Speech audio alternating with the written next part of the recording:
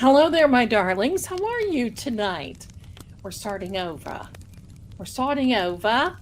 Hello. I hope that's better because I fixed it, hopefully, so it is better.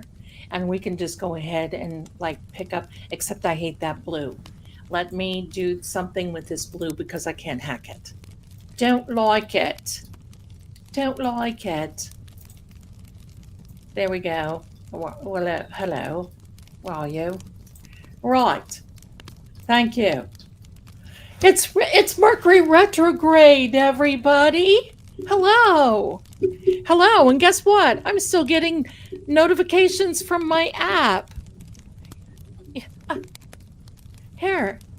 This is kind of what I want to do right now.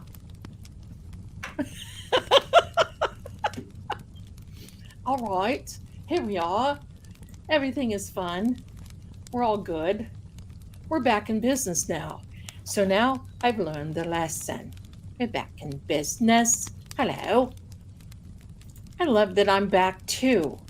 Let me just kind of get my grab my bearings here and get everything up to where I need to get. Hello. Let me see.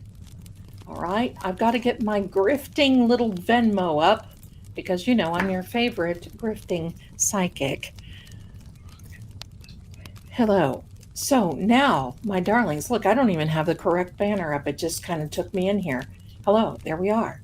So now we're here. Now we're here.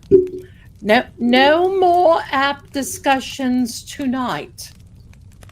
There we are. Need a drink, but it is cranberry raspberry juice. There we are. You made it to the other side. We'll go from there. Let's see. Give me a second, my darlings, because I got to check on some other. I just received my notification for your channel on. Okay, good. Then you don't need the app. That's perfect. That helps it. That helps it. Give me a second. Okay.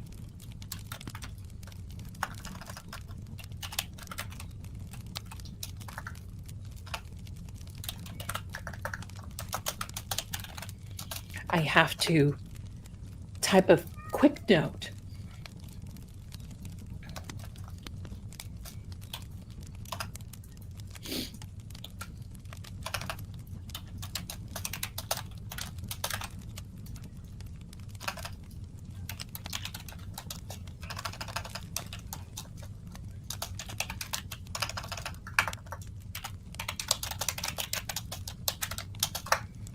It's hard to type when you've got talons, right? There we are. So welcome, everyone. Thank you so much. I thought I would. Hello. We're starting over. Somebody wrote me a nasty little note right as I was leaving. And here's what I have to say to that person who wrote that nasty little note. May thou fornicate yourself, and thou steed in which thy rode in on. There we are. So anyway, my darlings, we started a fire. Look here. We've got the fireplace going. We've got everything going now. We're ready to go. Yes, because I won't say those words. So for those of you who've missed it, let me say it again. May thy fornicate thyself, and thou steed that thy rode in on. In the most spectacular way I could imagine, or not want to. So there we are. There we are. Auntie's a hi, Candy, my little sweetheart is in. Hello. I don't mind them at all. I think it's whatever. I just like to be able to say that. So if the occasion arises and gives me that opportunity, I may say that and say hello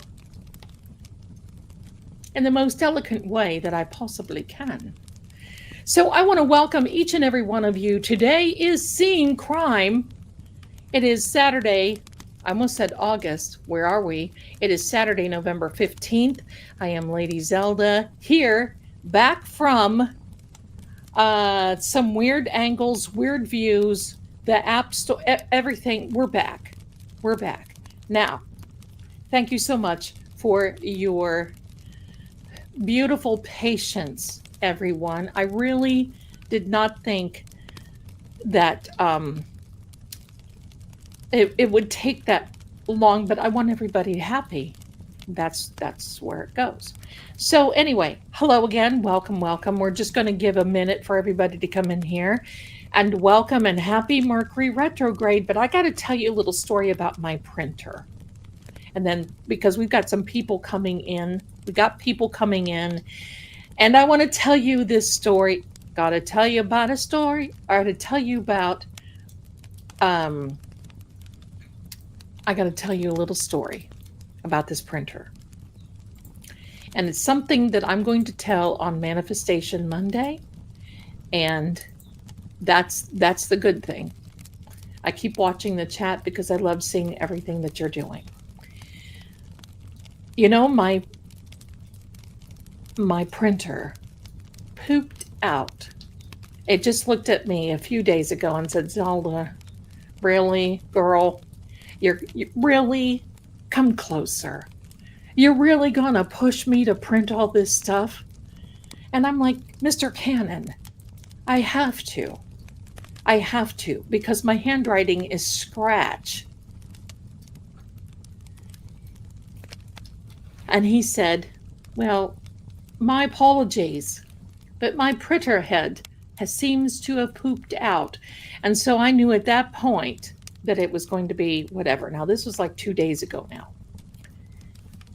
So me being the manifestation chick that I am, said, okay, I get up, I start walking around the house. Yes, it is Mercury retrograde, but since when have I allowed that to stop me?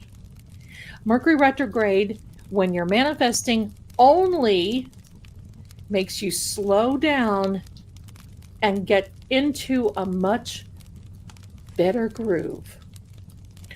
So here's the gig.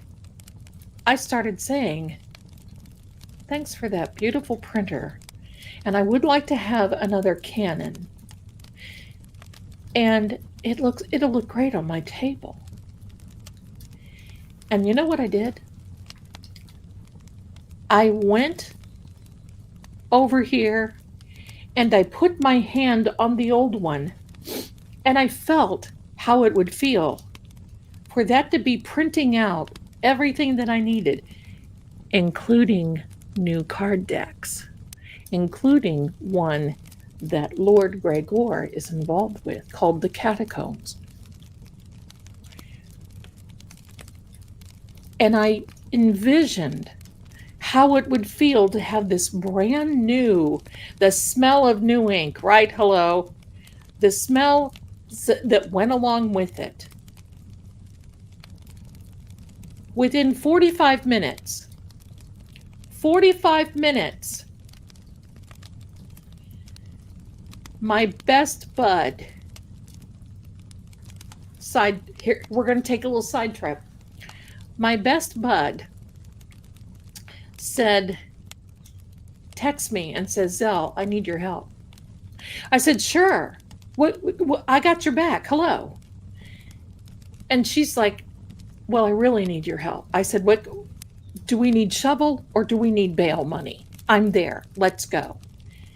And she said, I went out to walk my dog, and I had an accident with the dog.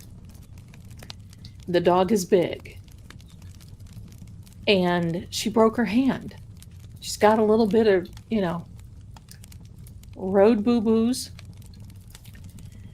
And she said, I need to have you read on my dog and see if there's something wrong. I said, of course, I'll be glad to do that. Long story short as possible, she's okay. She's in a cast. She's looking hot. She looks hot anyway, but she looks hot with a cast. And she sent me the exact amount of money that I would need for a printer plus $20 that bought new paper and some ink that went along with it. Now, when I say you can manifest quickly, you can manifest quickly. That's how that works. You forget about, and one of these days, and I want you to come over Monday night to Manifestation Monday, because I'm going to show you guys something that is so awesome that you should be able to realize your manifestations a lot quicker than what you do. Because I know how it is, because you know the word, it says, ask and ye shall receive. Well, hello, we keep ask, and then when it doesn't show up, what happens? Well, I'm going to show you. Monday night, 7 p.m., be here, aloha, how to manifest. Because my darlings, when I figured this out, it's a whole brand new ball game. Brand new. And it doesn't make any difference. No, I didn't break my friend's hand, Boda Bob. It doesn't make any difference what it is. You can have it. You can have it. And thank you so much. Thank you. Oh, no, I like it, Boda Bob. And I'm so thankful. But you see, that's how quickly, when I say you should be able to manifest like this, that's how quickly the universe hears it. And guess what? The universe made that arrangement not for my friend to wipe out with her dog, for God forbid, but for her to think of me and need that help and offer for that to do it. See, that's where it all comes about. So there we are. Monday night, 7 o'clock. You're going to learn and get ready. Buckle in, buckle up. So now tonight, there is a person that I saw in my readings today, because I'm always reading behind the scenes on people in true crime. There's a reading that I saw today, and yes, here we go. We're getting started, and this is tonight's show. Forget the app show. We had the app show. Forget that one. We're starting this one. It's a new day for singing a song, and it's a new. Okay, here we go. Get a life, Zelda, or rent one. So here we are, and I've got to show you this, and I'm just going to tell you. You'll guess who this is about. Get ready. Here we are. The garage, essentially. Is a garage, essentially. One more time. The garage, essentially. Is a garage, essentially. There's a garage. A garage, essentially. A garage, essentially. I'm going to tell you what I saw in the cards, and you can watch for this to come. For those of you who don't know, Commissioner Cox in Boston is being sued. This is all about, I don't know all of the details. I don't need to, and I don't want to. But from what I understand, Commissioner Cox asked one of his patrolmen to essentially lie. Lie to whom? Lie to internal affairs.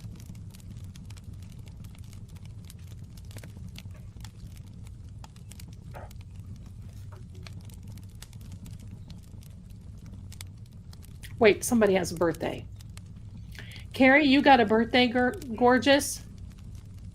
Let's see. Oh, well, we got to sing happy birthday. Time out. Time out.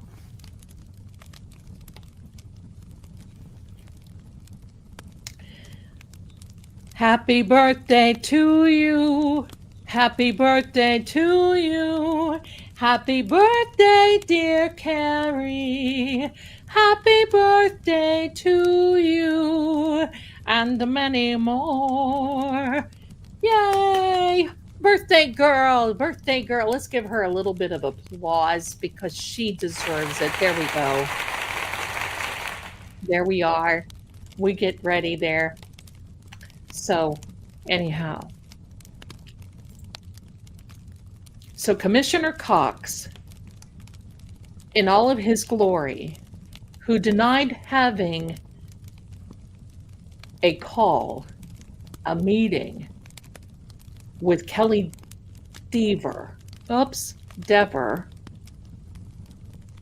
watch for another lawsuit, because that man single-handedly convinced this young girl, yes, she should have taken the responsibility. She should have looked at this dude and said, excuse me, first of all, Commissioner Cox, it is not proper for me to be in the same room that you are, with the door closed, talking to me about this crap, about doing the right thing. And I think he explicitly said that to that patrol officer, do the right thing, and basically lie to IA, Internal Affairs, for that one other officer. Now, I want you to know something. That other officer is not sitting back. He is suing Commissioner Cox. And he's suing him for basically being an idiot, in my opinion, but wanting him to lie. Now, how do you think? Let's just imagine this. Just come closer. Let's just take a moment and think about what he did with Kelly Dever. Do I agree with what Kelly did? No, I don't. But she's young.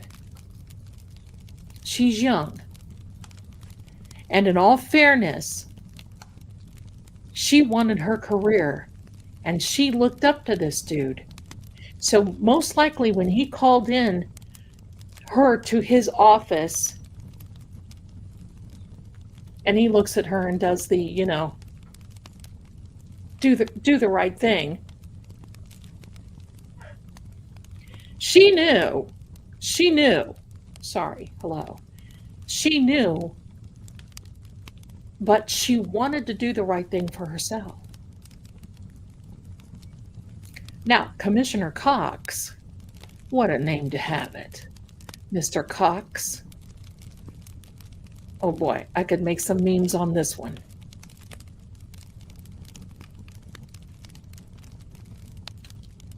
He messed up royally. Because, first of all, let's think of A.J. Jackson saying that he belonged on the Brady list, saying that he is not responsible, and neither is Kelly. Cox ruined her career.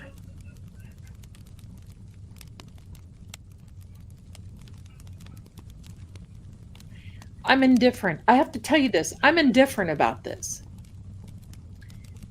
Because you see, that is the intimidation of a person who in 1995 got in trouble himself.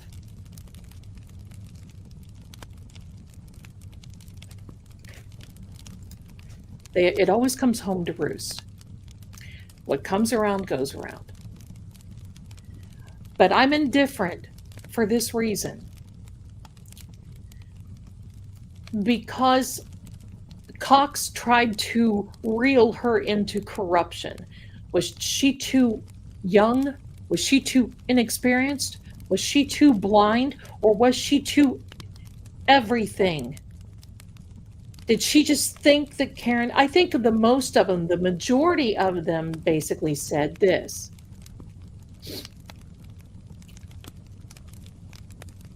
I think they all felt that just Karen was just going to go down.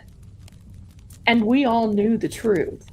It was just she had to go through the process. I truly believe she felt that she was just gonna, it was just gonna be, and she was going to, you know what I really believe? I believe, I believe that she thought she was going to further her career by doing this. And I think what gave her that, pardon me, I got the hiccups. Ah, what gave her that indication was how he approached her behind closed doors. Will we ever know? Because in this particular situation, one's going to lie and the other one's going to swear to it. Because think about this, is Kelly Dever actually going to go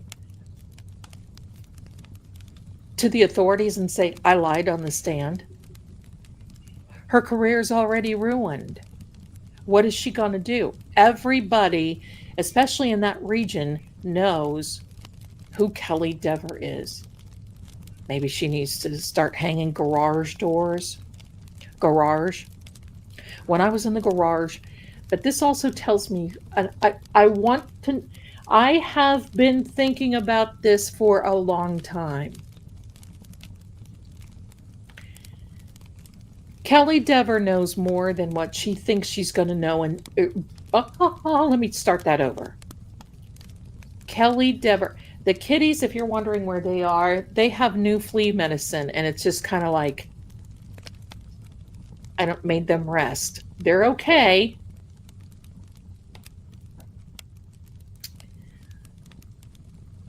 But let's talk about Kelly Dever for a moment.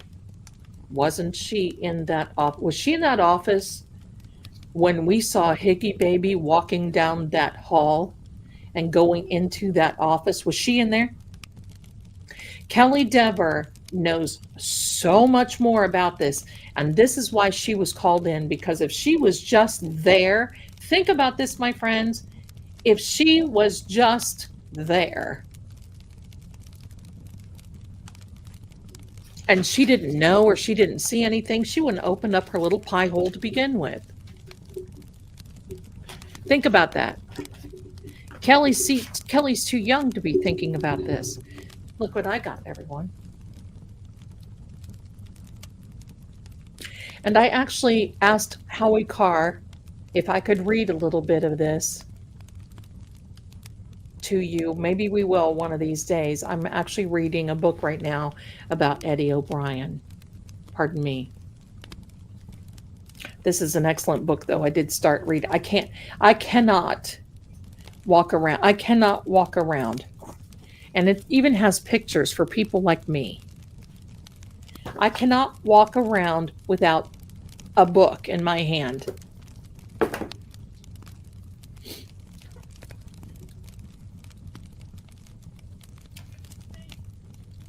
But let's think about this.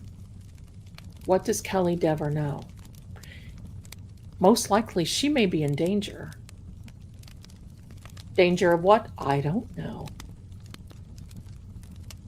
But the reality, my darling, is this. I want you to think very clearly. I want you to think very clearly about this. Let's just take a moment. I don't know the timeline, and that's what I need to go through. But you know, when everything was going on, and by the way, I have to tell you this.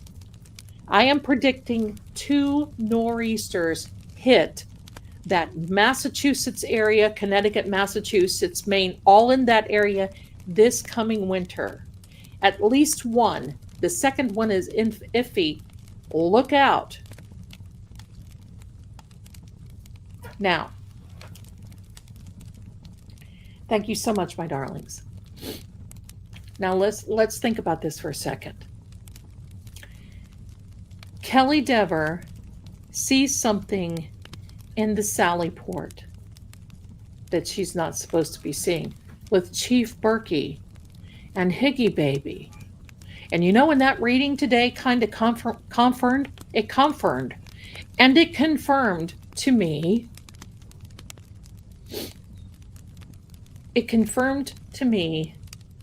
that there's a whole hidden thing about Higgy Baby coming up. Watch it when it starts going out. It's there's not going to be any turning back. These cards that say do the right thing, I feel that it's never too late to do the right thing. But there does come a time in the legal industry where it is too late.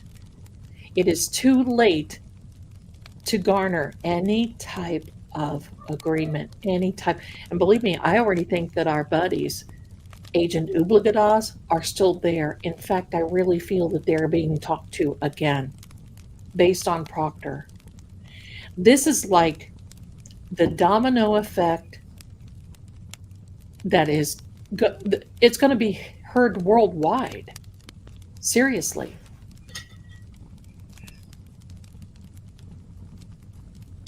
Pardon me. And hello, Tennessee Paranormal. Thank you for this sweet little mid-Tennessee look. Isn't that great? Remember, what's his face? Be that way quiet. Now let's think about this for a second. And I need to look at the timeline, so please forgive me. And you can give me timelines in here if you want. But let's think about this. After this shuffling at 34 Fairview Road, and John seems to have had all of this happen to him. But before Karen and before Carrie and before Jen roll up. And I'm going to also tell you, I don't know for a fact, but I know in my heart that this phone call at 5:03 a.m. the morning of January 29th of 2022 was a signal. Because Jen called her sister. We're coming. We're coming. Be prepared. Get him on the lawn. We're coming. Now, we don't know what was said. It could have been that.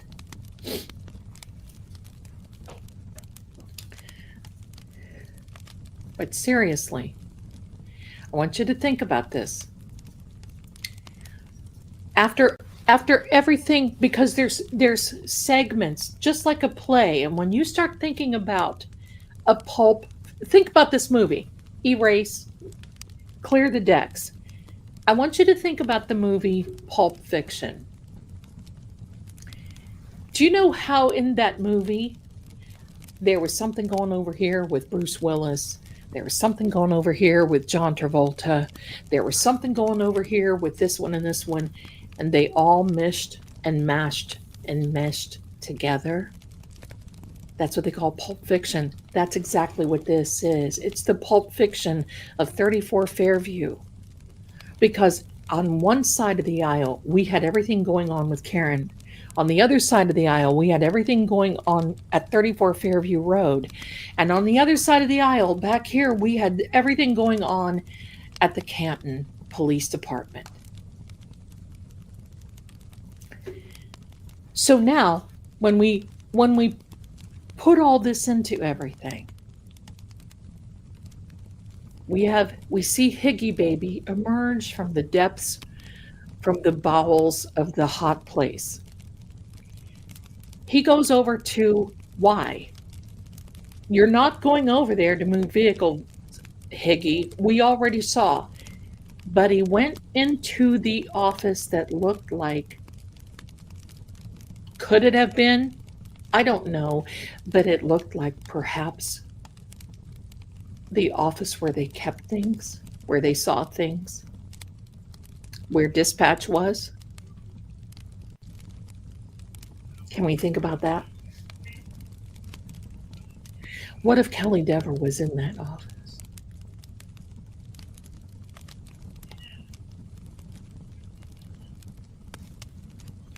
What if Kelly Dever was in that office?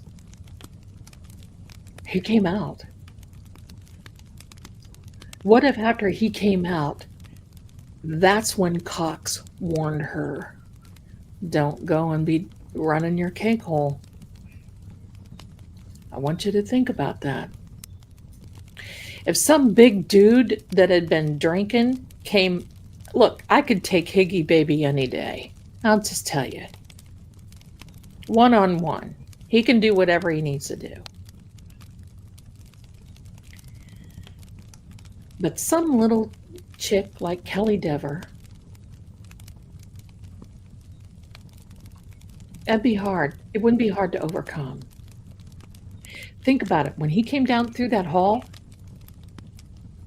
and went into that doorway and came out,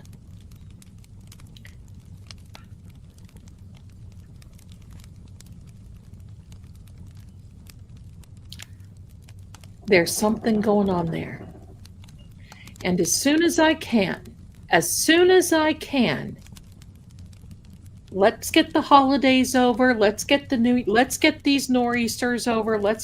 And hopefully by the spring, Zelda can skippity-doo on up to 34 Fairview, because that energy is so intense right now. I can feel it, and in some ways it's making me sick. Because I want you to think about Pulp Fiction and how all these stories mesh, and then we've got Pooper Proctor over here, loses his job, he's this and he's this, and this is it. I want you to think about this. It's like when you have a balloon filled with water and you drop it on concrete and it just spatters in every direction. That's what this case is all about. And I hope and pray that Karen files her lawsuits, the 1983 with the federal court. Civil court shall be okay, but federal court is a completely different thing. Completely different. I'm just saying, what if? But even if Kelly Dever wasn't in that office,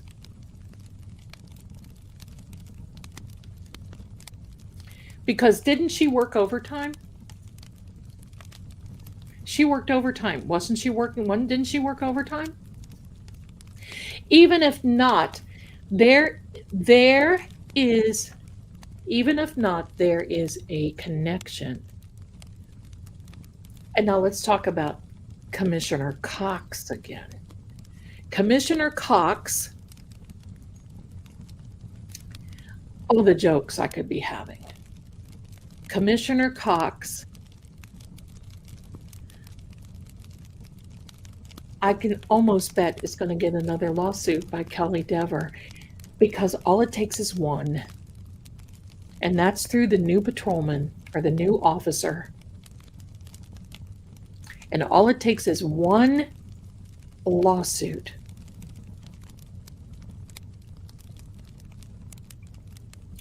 All it takes is one lawsuit, and that, watch, because this guy he's setting precedents now. That's what it's called legally. I'm not a lawyer, but he's now opening the floodgates, because now everybody else will be brave. You can't tell me that Cox has not done this to something in the same as Dever and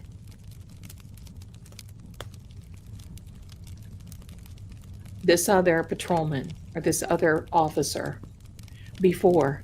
He just didn't start this. This is a habit. And the moment that lawsuit has hit, you watch and see what happens. This guy will be resigning. This guy will be resigning, and Kelly Dever, I'll bet, will be joining the ranks to see, because she lost her job over this. Now, could it be her fault? I think a lot is. However, I think there was so much pressure from Cox. I hate to even say that. From this dude. And her stuff, her testimony, You know, sometimes I just want to tell you this. Her behavior, and I've seen this before, is sometimes of someone that is so guarded. And sometimes that's how people cover fear. Do you know that? Pardon me. That's how people can cover fear. So, okay, so even if the timelines don't match, there's something that was in that office. Why did Higgy go in there? Was he looking for something? Was he looking? He knew who was in there. He knew who she was because she saw him.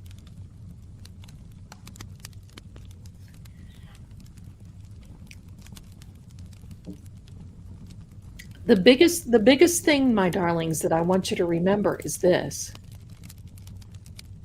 There's so much more coming. And Kelly Dever, and her little attitude, there's a reason behind people acting like that all the time, because quite frankly, when I've seen her other pictures, I've never seen, she doesn't come across like that to me.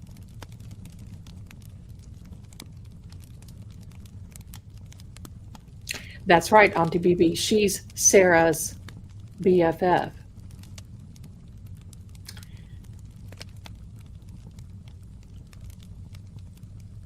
Yay, somebody got the app. Hello, but we're not going to go there. Thank you so much. But Higgy, listen, watch the discovery coming out on Higgy. I had a conversation with a friend of the channel under confidence, and I told this person who the names were that John Energy gave me. And I think that's right on.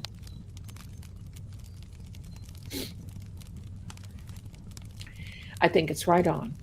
That's right, Terry. Wounded animal in the corner. Absolutely correct.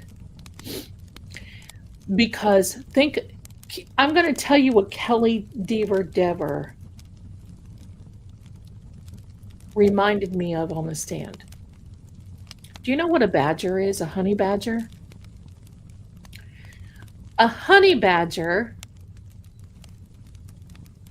badger is this little animal who looks cute and fuzzy, but nobody in the wild kingdom messes with him. Do you know why?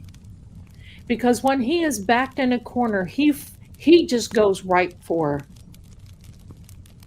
And if you are a male animal, like as in a lion, that goes for a badger, he's going to go right for the little cojones, and he's going to grab on, and he ain't going to let go until the whole thing stops. And that's what reminded me of Kelly Dever. She was backed in a corner, and she just didn't give a crap because she was afraid. She was afraid. And I believe, do I agree with this? No, heck no. No, I don't. But you know what? We cannot judge if we were in her shoes or anybody else's in that pickle, because I still believe it's a pickle. I would have loved to have been a fly on the wall in that office with Kelly Dever, Miss Garage, and Commissioner Cox.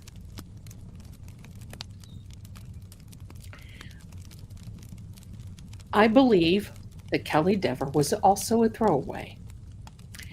And I believe that Higgy Baby knew that Kelly Dever was, somebody knew that she was in there, and she's a rookie, and she wants to do the right thing, and she's going to tell what she saw, and that was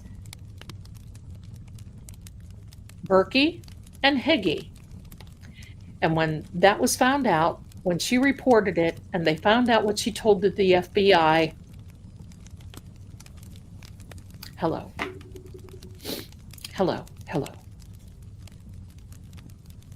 It's every man for themselves. She was pushed into a hard place. And I think that when she got off that stand, she knew it was just a matter of time her career was ended. Because how do you fight that? Because here's the thing, there was a part of Kelly that wanted to do the right thing. Let's think about this for a second. She still is a brat, right? But let's think about this. There was this part of her that wanted to do the right thing, and that's why she told. But she went up against the system, and she knew what she had to do. She probably was told, because who was it that told her that she had a false memory? Wasn't it the police department, Boston PD's lawyer? She had a false memory. I guess she had a false memory about Commissioner Cox having her come into his office too. Honey, the app is not in the App Store, Mary. It's not in the App Store. It won't. You've got to download Spaces. You might want to go back and take a look at the previous stream because I don't want to get into that again. But that's how she came up with this false memory. Because who do we think? I do. They knew that Kelly told Agent Ubligada. Yes, they spoke with her. Because they had to prep her for this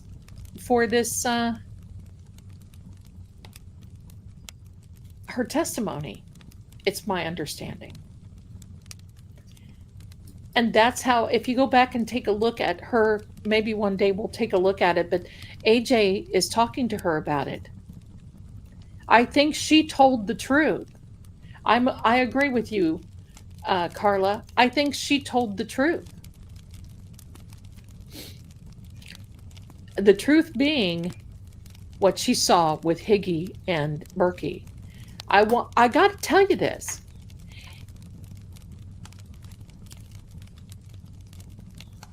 Yeah, if you go back, she said that she had to have a conversation to make sure that saying that a false memory was okay. But let's go back and think about this for a second. Whatever that she saw that Higgy and Berkey was doing, and remember, Berkey has passed away, so Higgy's on his own now. But think about this. She must have saw something really. Because, listen, it's one thing to see the chief and some hefty ATF agent roaming around in a sally port. Why would you have to feel like you needed to tell the agents from the FBI what you saw if she didn't see something that was not right? And I'm sure, because when they found out about that, oh, I'm sure that they had meetings. The way she talked, she had meetings. And remember, that's when she said that AJ told her that he was going to press charges for perjury. And that can't happen because a lawyer can't do that. You got to have the DA, so she was okay. But that's the only excuse that they could come up with, that she had a false memory. What? I should have had a false memory on my last marriage. The whole idea, and I've been thinking about this for a while, why do you think Higgy is so nervous? Why do you think Cox was so nervous when it came to all of this? She was surrounded. And what she felt she had to come out like a billy goat gruff. I'm not making excuses for her. I'm just saying what I'm observing and what I observed. Did she act like a horse's hiney? Of course she did. Was she too egregious? Of course she was. But there's a reason behind it. There's a reason behind it.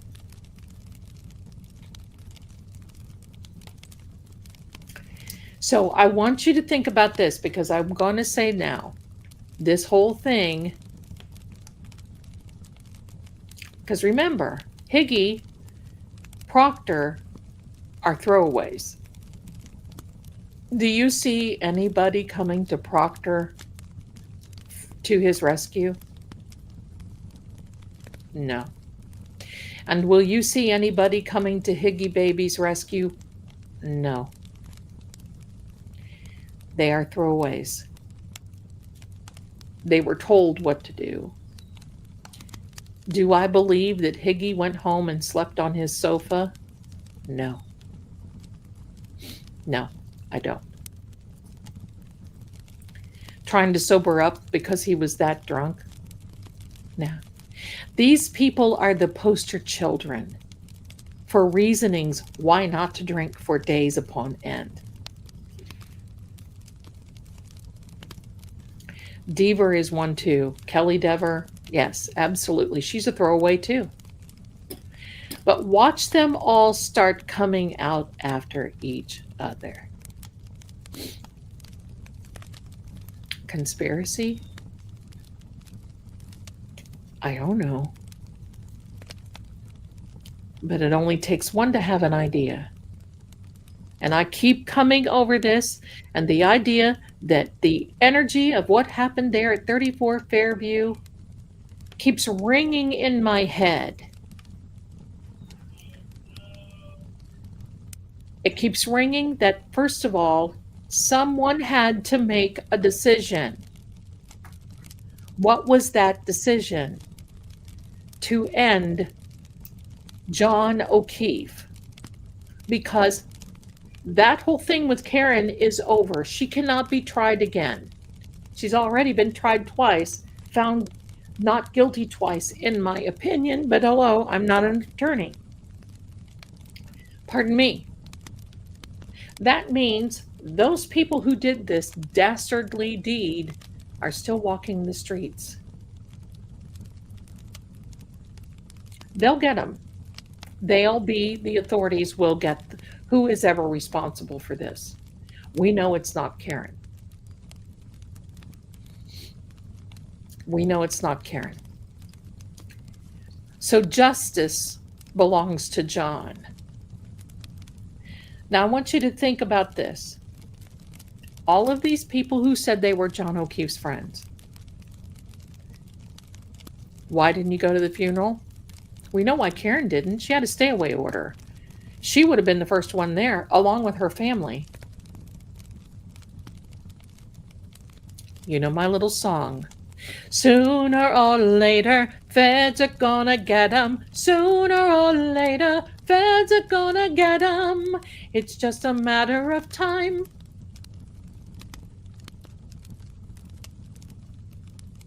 Do you know where you're going to? Will you like the things that inmates do to you? Where are you going to? Do you know? But this gets me. Think about this. Dr. Lapazada told us about the injury that was to the back of John's head, and that he could not live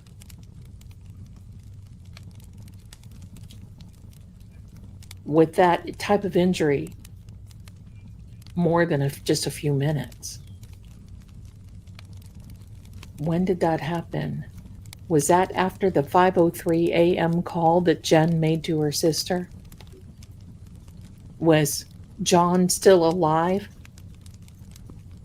Who made that decision to say, you know what, guys? We're going to have to end this, because if they find John and he survives, he will testify against us, and we're all going down. Who made that decision? It had to be the idea of one person.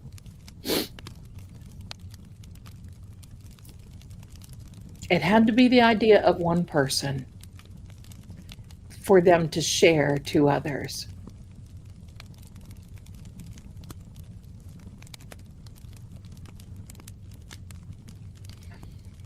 Because that's what gives me the chills. And then sit up in court and say, oh yeah, he was our friend. Wait a minute. I'm just a mom. I'm just a psychic mom. I'm just a mom. Wah. Hold on, I heard my phone go off. Somebody sent me a Venmo, and thank you so much. You guys are wonderful. Give me a second.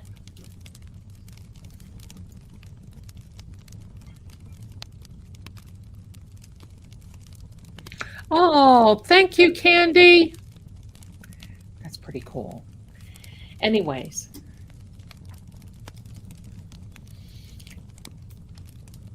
There's a man passed out in the snow. A man. I want you to think about this. If this were my friend, and then I've got something else I want to talk to you about.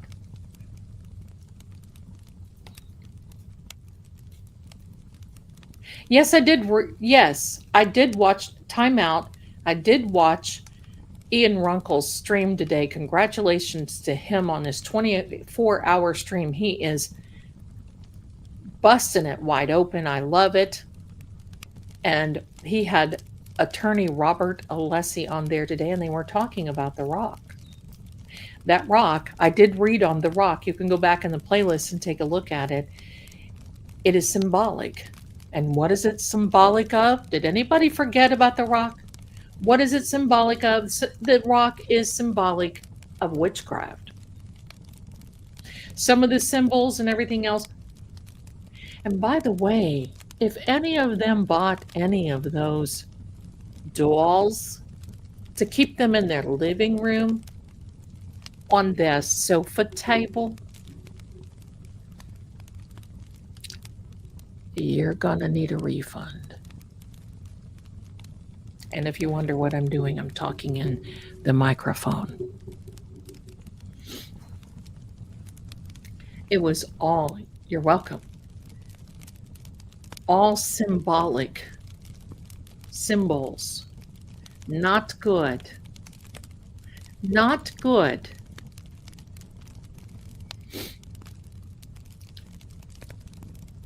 Now, I forgot what I was going to say, but it probably is okay anyway. So that's what I'm getting at. And watch, my darlings, because listen, it's going to come out. There's too many people involved. They're not going to sing, they're going to slip. That's what I want you to remember. I can't remember, Patty. Maybe we need to go back and take a look at that. Maybe we need to do that. We can have a vote. If you guys want to see my reading on the rock, let me know. And I'll put the reading up here. Oh, Yannetti donated one of the ties he wore during the Karen Reed trial. It was yellow. It went for $8,000. Whoa. How amazing is that? Wow. Wow. Put a one in the chat if you want to go back and take a look at that rock reading, because that's amazing. It is amazing. It's a reading on the rock. And it's not Plymouth Rock either. You want the rock reading? Let me take a look and see if I can find it. Hello, my darlings. Hello and welcome, everyone. Just give me a second, okay? Let me go through and check on the rock. There we are.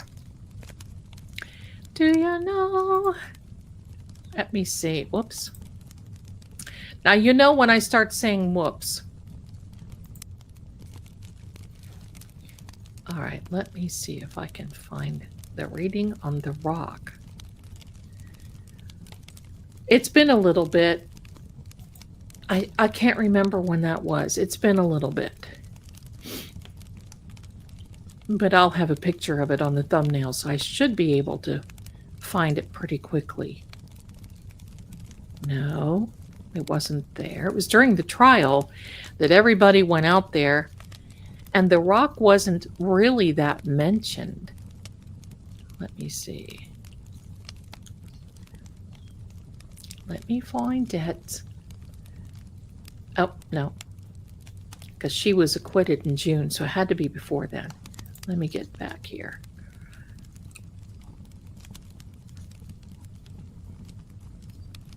It's when they all did their little visit.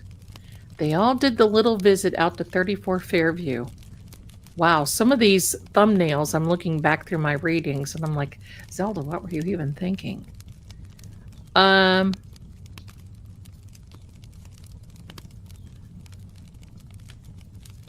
It might have been in a live presentation that I did that on the rock. I'm thinking that I did. Let me see. No, I don't think so. I think it was a regular reading. Let me see.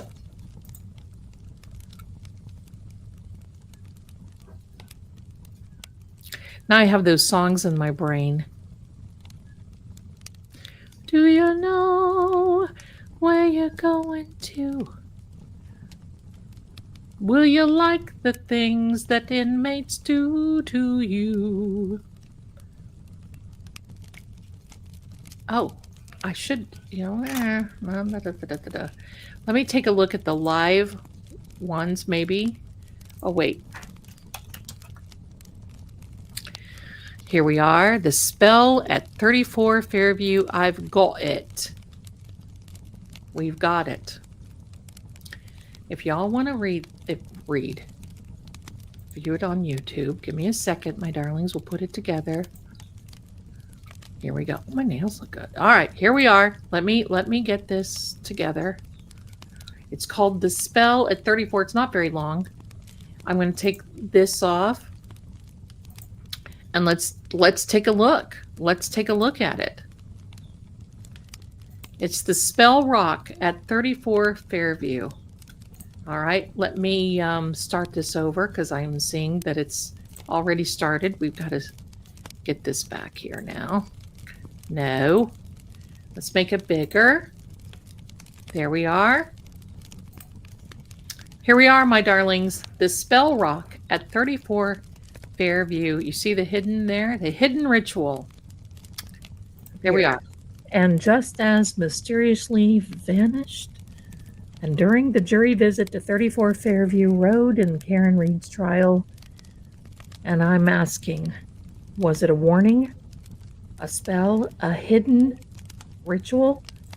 Today we'll explore the forgotten symbols, the ancient spell work, and the powerful forces moving beneath this trial, and the forces most people never, ever noticed.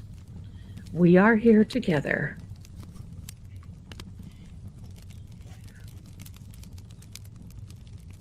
Hello and welcome, everyone. I'm Lady Zelda Kelly with Seeing Crime, and today is Monday, April the 28th of 2025. And this rock does not have me baffled. I feel I've got some evidence in my own heart, and I certainly have an opinion I want to share with you. And that's all this is. It's an opinion.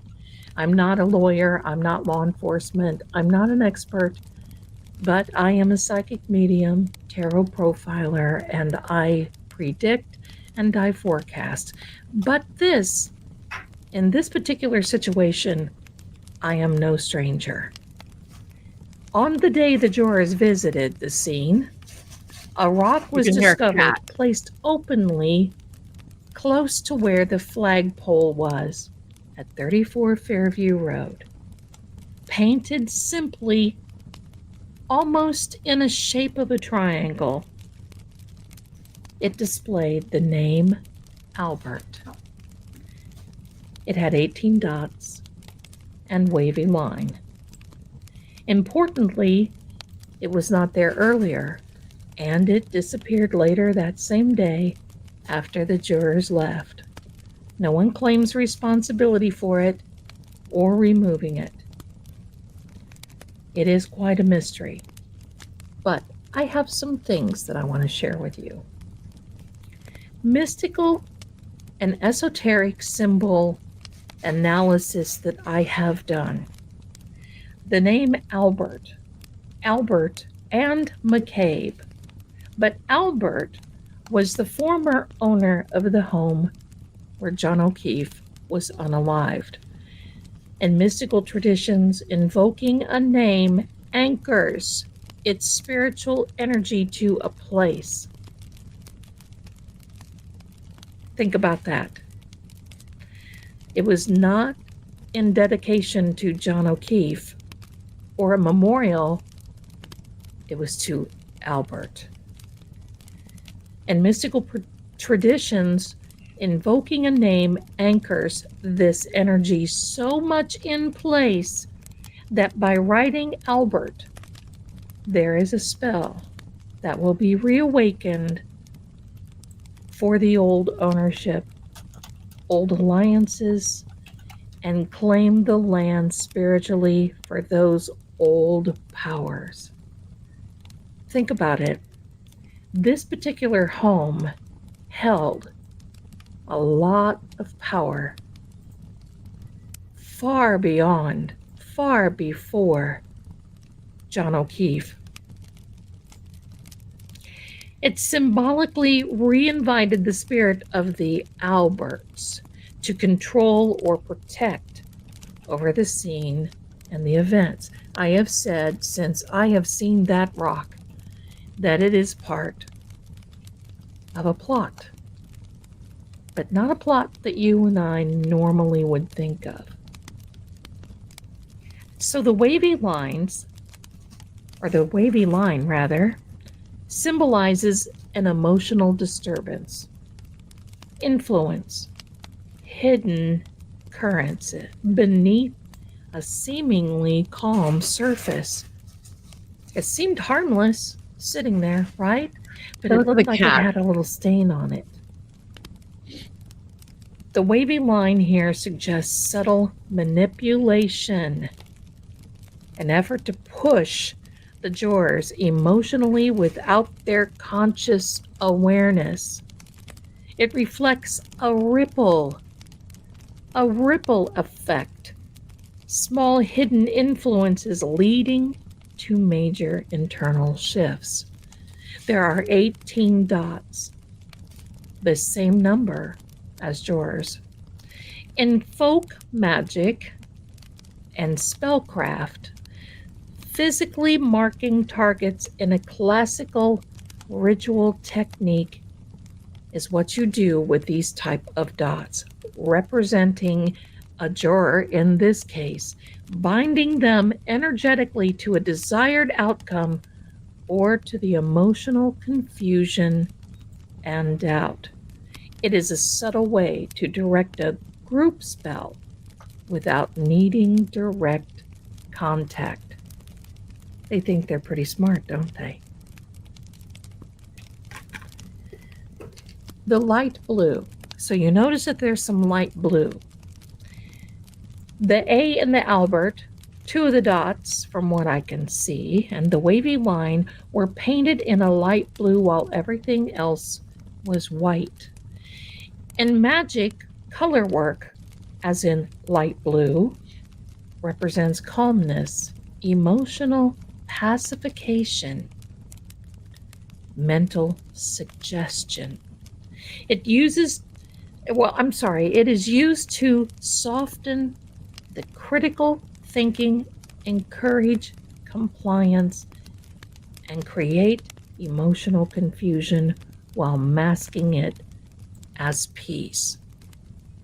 So there's an underlying current with this blue. Soften critical thinking, encourage compliance, and create emotional confusion. So why just the A and two dots and the wave. Well, the A strengthens the Albert's claim energetically while cloaking it under a peaceful influence. Wolves in sheep's clothing. The two dots possibly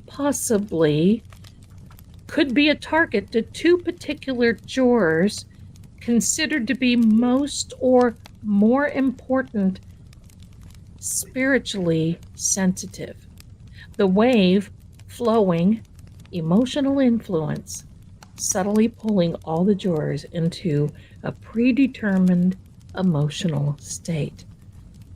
A compelling,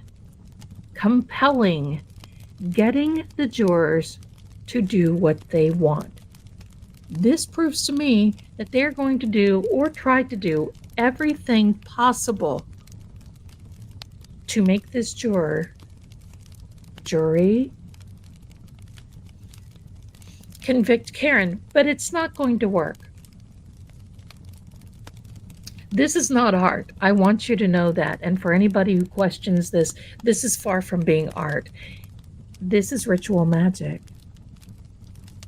It's planted for maximum energy to effect during the most spiritually charged moment.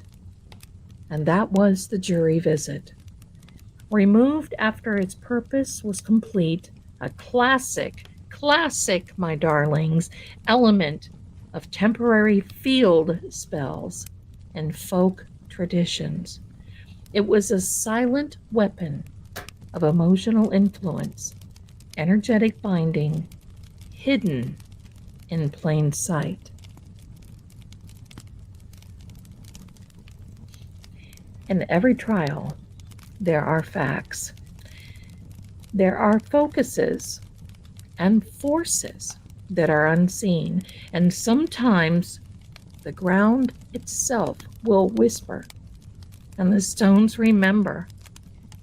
What appeared at 34 Fairview Road may not have been meant for the living to see. So I'm just going to say this.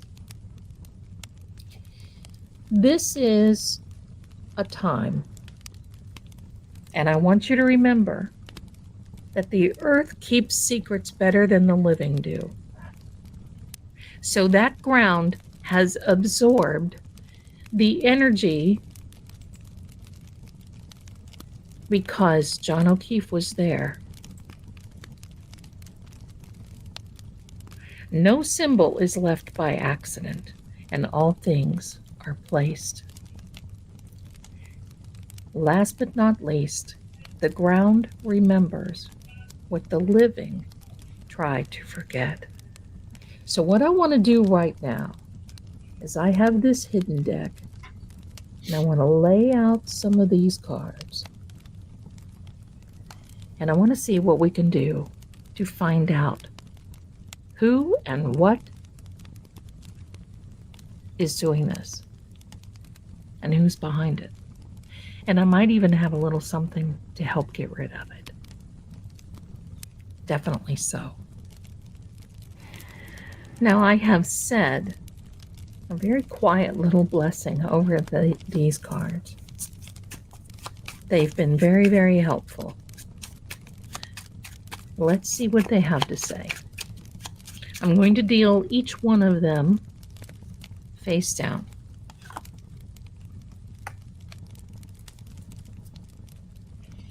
A sigil. Yeah, I did a sigil type thing. That was during a live.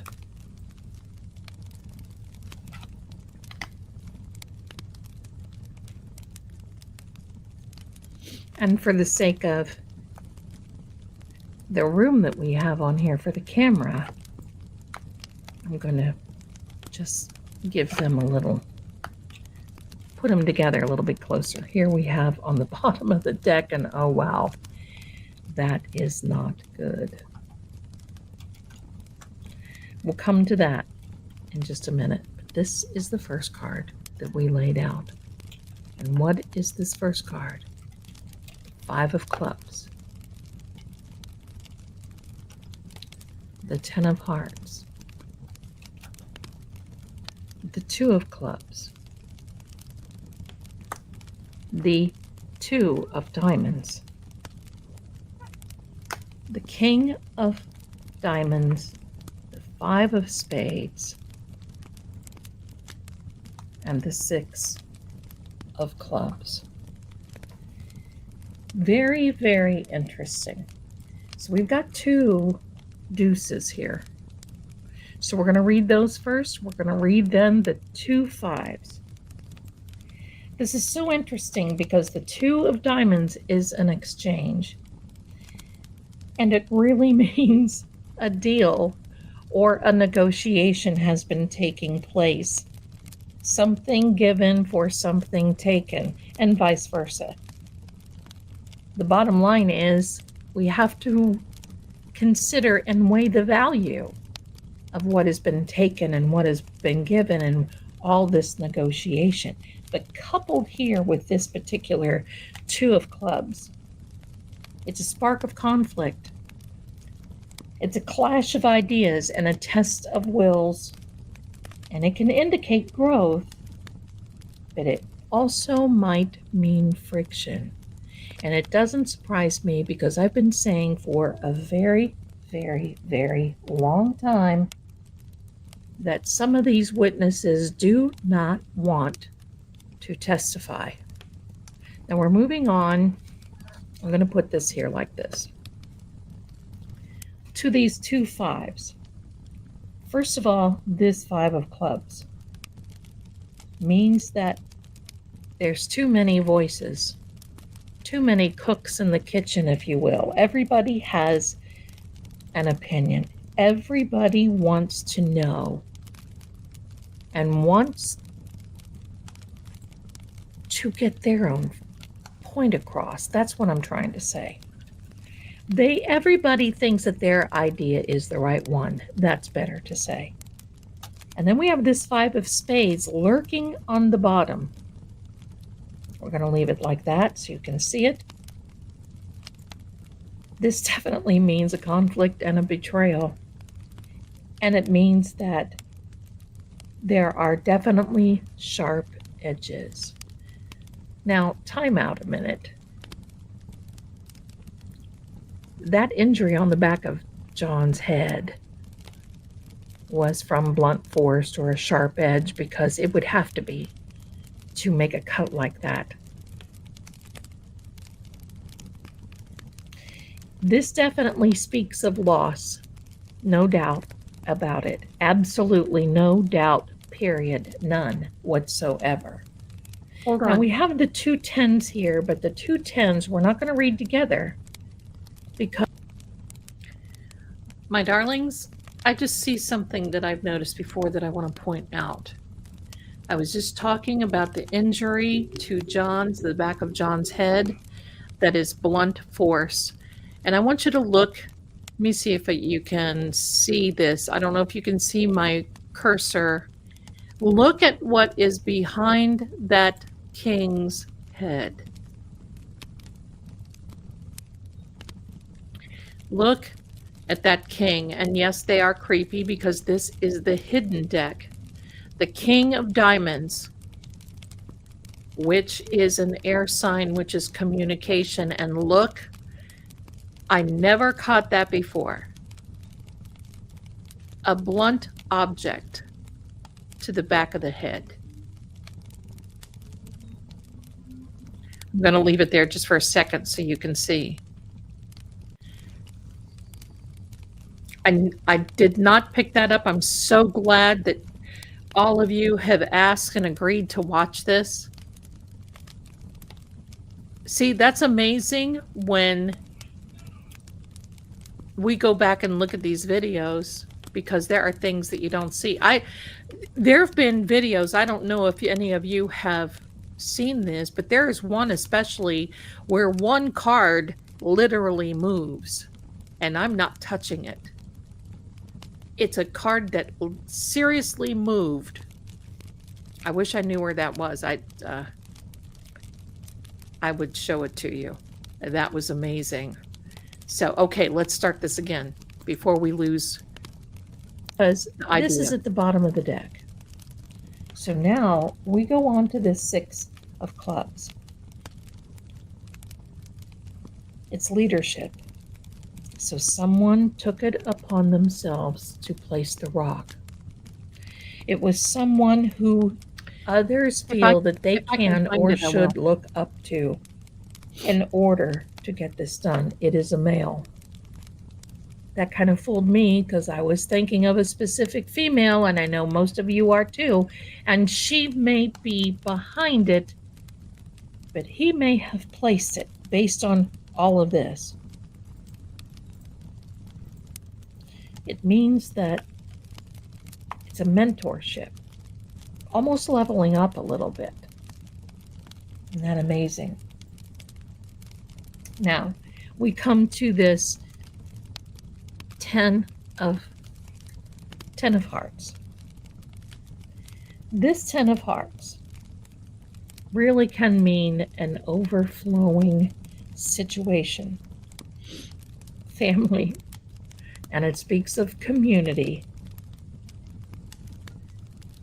and can be spiritual abundance, but I don't think they're really working with the same spirit that you and I know. So, someone part of the community. Now, no, I'm going to read this one first. This King of Diamonds.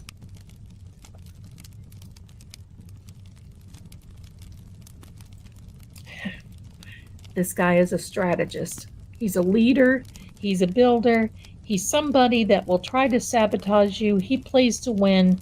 It doesn't matter what the rules are. Money is power, and power is money. That's who he is. Take a look at him.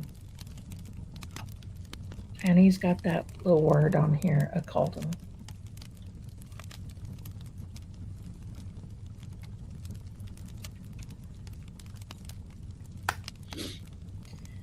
So what does this 10 of spades mean? Well, it's considered the final sword. It's considered the end, and the end of a chapter. And it feels like it is freeing. Something that needed to be done as a last-ditch effort, I'm going to say. So what does this tell me? Well, there was definitely a collaboration. There was one person who thought about this and the others followed. A leader, someone wanting to put together, someone who has a lot to lose, someone that wants to take matters into their own hands, and who is known by the community. That's pretty amazing. I think a lot of them are known by the community, so it's going to be really hard to nail this down, but it does look like a male. Let's take one more card. I don't want to do it that way. I'm going to do it this way. So this Jack of Hearts.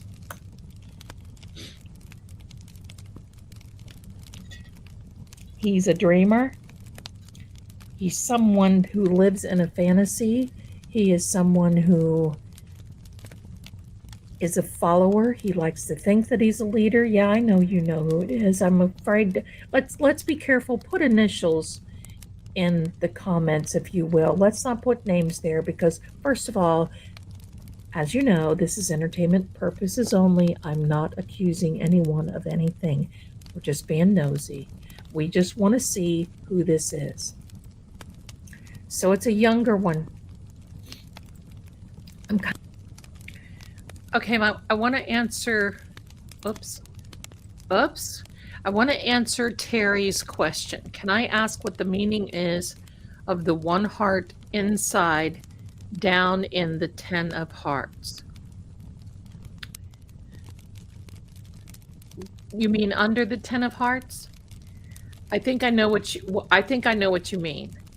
That the little heart that's under the number 10 just gives an indication, just like the little heart under the Jack and the diamond under the King or the K.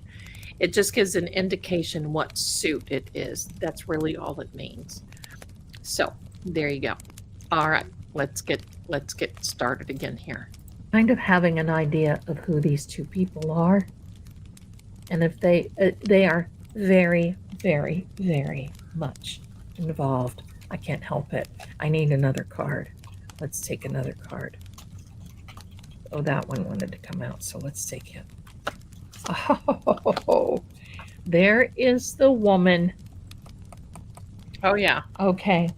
So that is the woman behind the man. This is the woman who feels that she has silent power. There's the man behind the still waters run deep with her. She feels that she is wise. But you know what? She seeks the darkness. She wears the darkness like a fine, just a fine royal robe. She wants to think that she has psychic power, and she wants to let others think that she is powerful. And sometimes things are hidden in plain sight. But there is a warning that comes with this one. And the warning is, by golly, we need to protect our energy.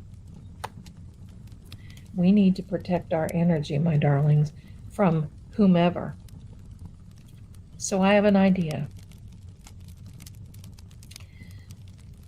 I'm going to say this.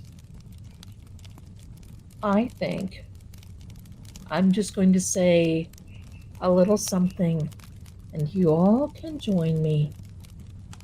And we're going to try to break this, because it is very powerful what they are doing in the undercurrent to make things happen against Karen.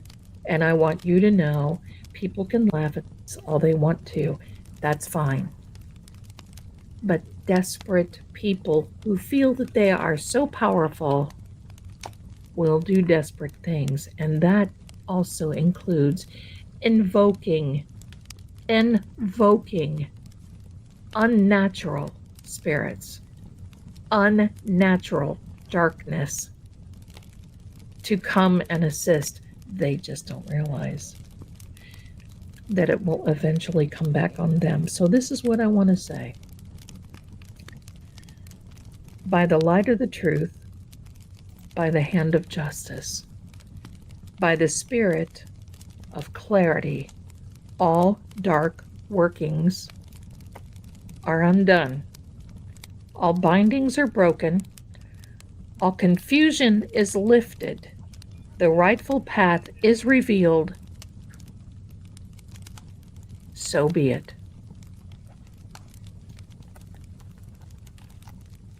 Believe that, because that is much stronger than this. And I will tell you what else, my darlings.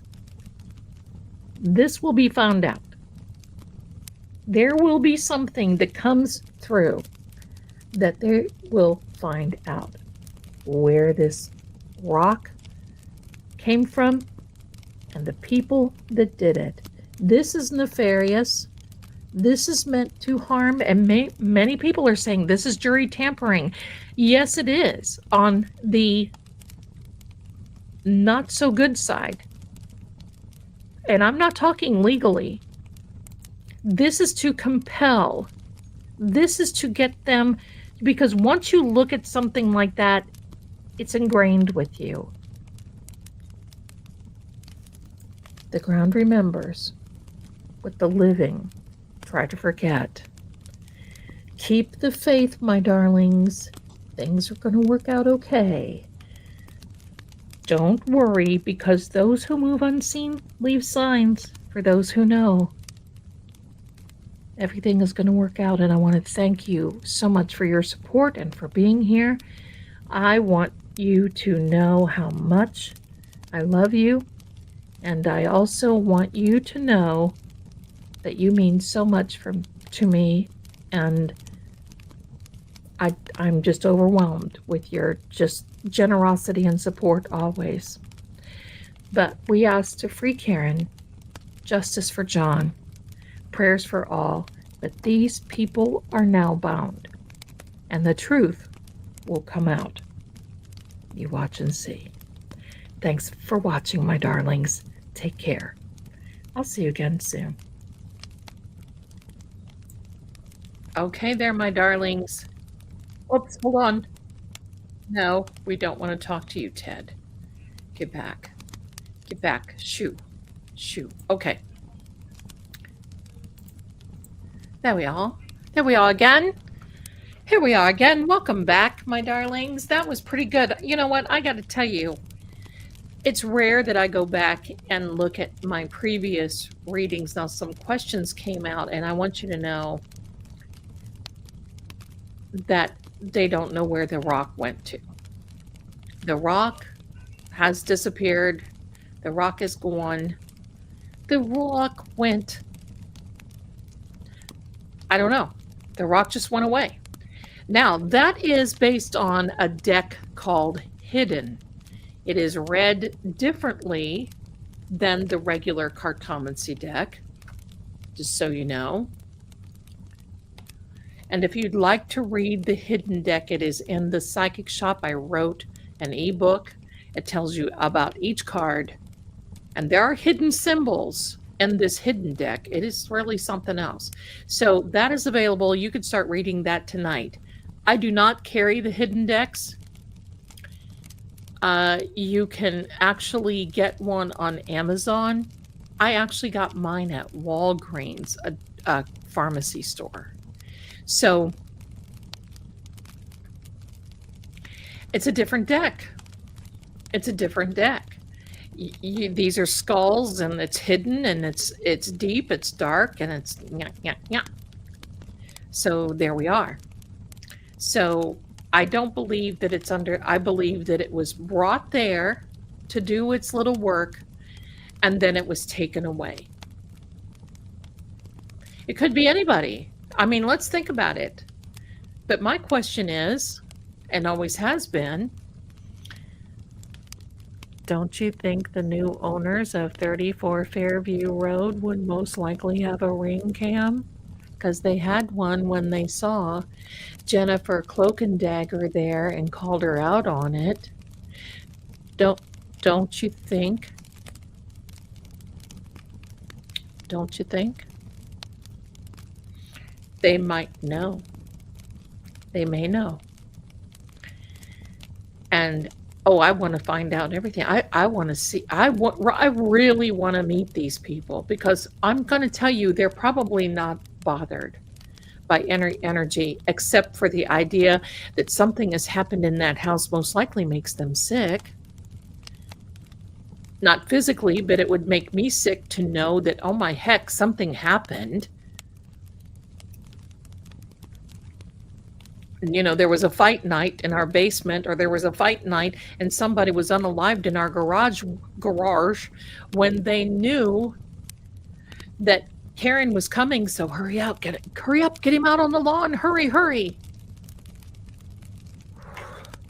I'm a true believer that they took him back around the house, because they knew that their neighbor, Miss Chung, was like the nosy neighbor. They knew.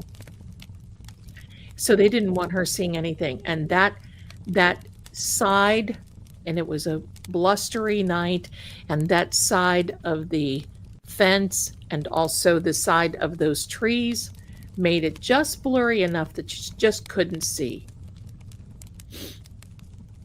Of course, I do believe that, Auntie BB, that we're going to see some talk about the rock and the side boss, because they brought it up, and Auntie Bev just, I guess, didn't think that anything was about it. So, you know. Yeah, thank you so much. Yeah, it's you know, sometimes when I do Gladys Kravitz, that's exactly right.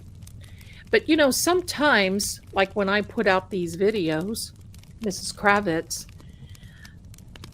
like when I say, let me see what's on the cloth,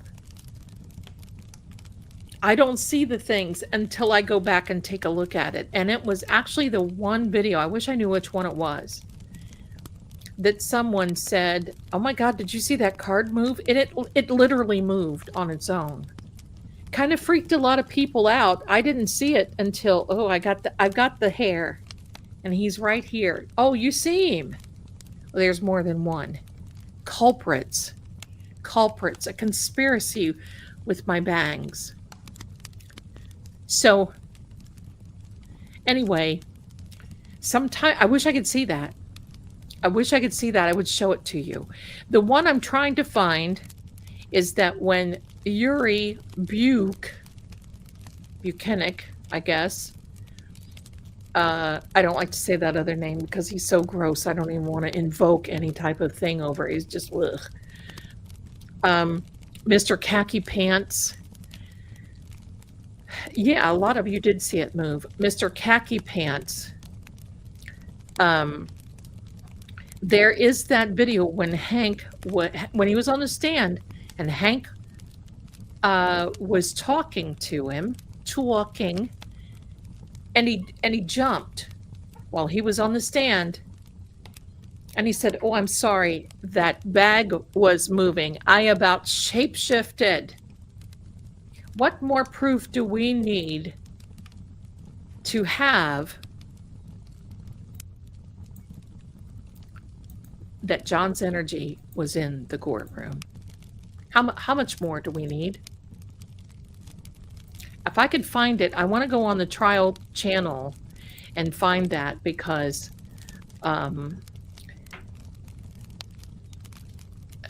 I want to show that. And I think it was around May 8th or May 9th.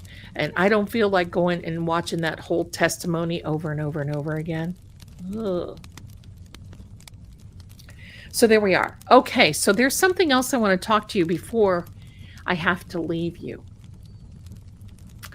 Oh, okay, for those of you who didn't see, the evidence bag, after Yuri was picking up everything and they removed stuff and they put it back in the bag, Yuri sits down on the back on the witness stand, and he jumped and said, "Oh, I'm sorry, that bag, the evidence bag, made a noise." I'm like, shapeshift me now. Because that right there,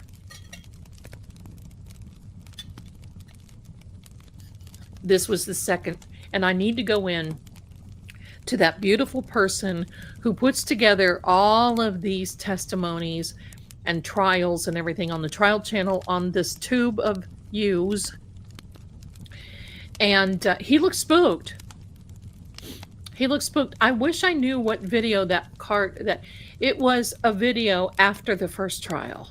But oh my heck, do we know how many that happened? That would take me forever to go through all those videos. I mean, I could go through the comments, but that was wild, and it kind of spooked. Yeah, well, we didn't see the bag move. We didn't see it. We didn't hear it. It was Yuri that had this reaction. That was, give me a second. The man of the house is hungry.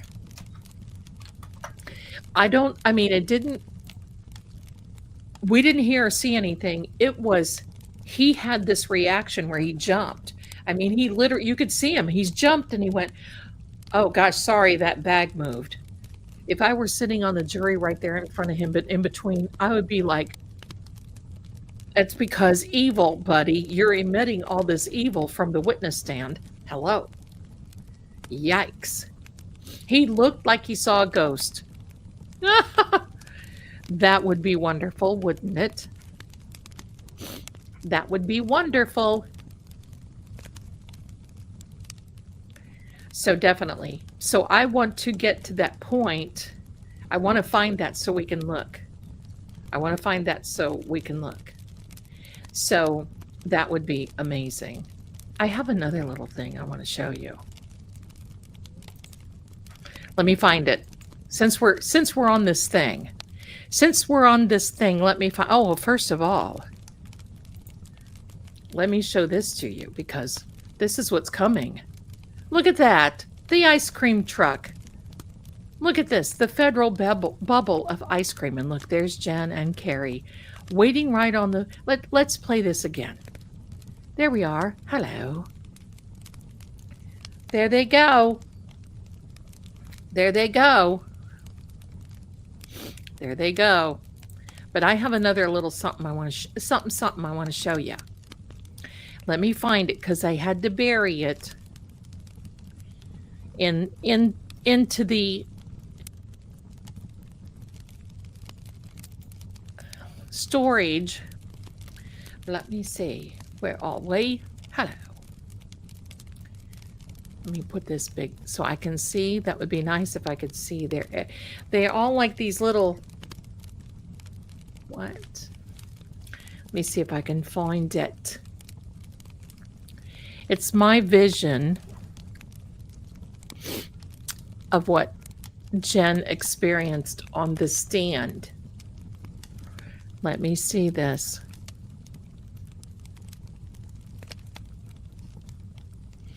No. Let me see.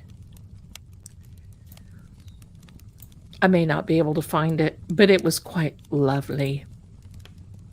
It was quite good. Let me see.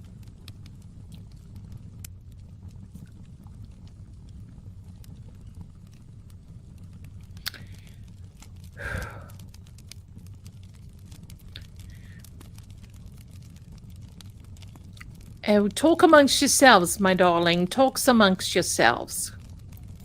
Let me find where this lovely little thing is. Let me find... No, it's not there. It's quite good. I think many of you have seen it before. Let me put it there. No. No. Let me see. I don't know. I'm going to have to find it. We'll play it another time. But it's an experience for Jen.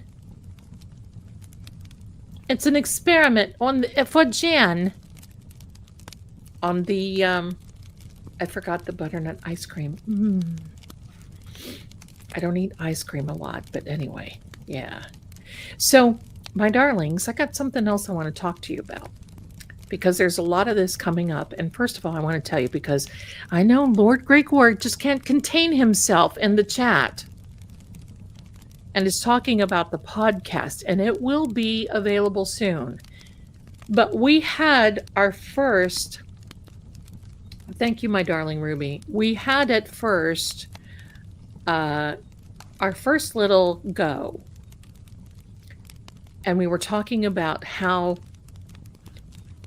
he first met me and I first met him and why. And that got to me. It brought me to tears. It got to me so bad that I had to just say, look, I need a minute. Because there is so much energy there. And there's literally something going on with the thinning of the veil. And you're going to hear...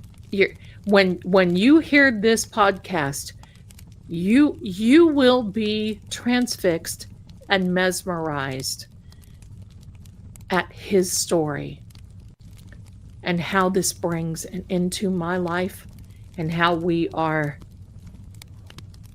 like meshed together. It's not romantic. It is a esoteric story. It is a psychic story. It is a ancient story. It involves Croatia. It involves my family from Görlitz. It involves his family from Croatia and then into Europe. And it's huge. And he explains what had happened and the many, I'm going to say decades and maybe even centuries of wars, famines, plagues.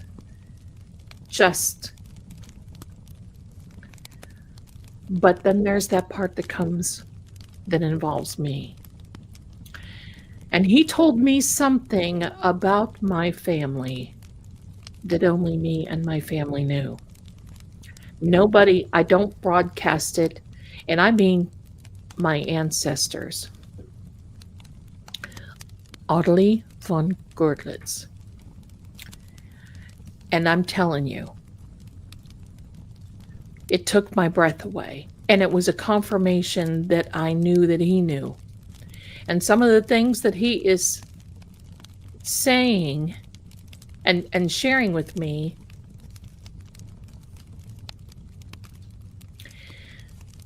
it's quite amazing. So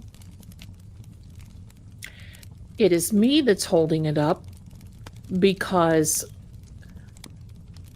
I am very moved by the whole thing. It is very mind-blowing when you hear this. And he will explain what happened from the time that he was born, because as many of you know, he is red-headed, and that is a curse. And many back in those days, in the 1500s, believed that it was a part of witchcraft, believed he was a monster when he was first born and was banished. And he explains this whole thing and how this lady that worked with them in Croatia took him. And so anyway, so yeah, but I'm digging the redheaded thing. See, listen, I'm just going to tell you right now, I flirt like there is no tomorrow with Lord Gregor. And bless him, he just kind of giggles and laughs. But he kind of flirts with me too, and it's just kind of fun. But that is... Okay, give me a second. That is something that I'm not so quite sure of, because he doesn't come away from Vale Keep, is the name of his castle. And I don't come away from House of Zelda. Right, Lord Gregor? But you can imagine if the Lord and Lady were in the same room, we would, bless his heart, we would probably laugh so much. I told him, because he tells me that my son and I can go there at any time. We could just move, lock, stock, and barrel. Boy, don't, hello, where am I going? Don't tempt me. My browser keeps going crazy. So, don't tempt me. But I got to tell you this. The poor man. He doesn't sleep, but I would force myself not to sleep because I would be talking. Yes, he has a heart. I would be talking to him nonstop. He is that interesting. I would be talking to him nonstop for days. I'd probably just conk out, snore a little bit, and wake up and say, okay, now I need to know this. Tell me about Napoleon. Tell me about Mademoiselle Lenormand. Tell me. Whoa. How do you move to another country if you were a U.S. citizen? It's not that hard. It's called an expat, but you don't have to give up your citizenship. He is, I suppose, unalived. He's been around for 500 years. But he does have a heart. He does have a heart. It's not like anything. He's not like Twilight. He doesn't glow. It's not like, he's not like, these thirsty fellows. He's not like the ones that I met in New Orleans. So it's different. It's different. Yes, he is very handsome. All right, my darlings, give me a second here, my darlings. Talk amongst yourself because me son wants something to eat and I've got to order something because I'm certainly not going to leave you because I got something else I want to talk to you about. So give me a moment. Give me a moment. Let me see. Do you know?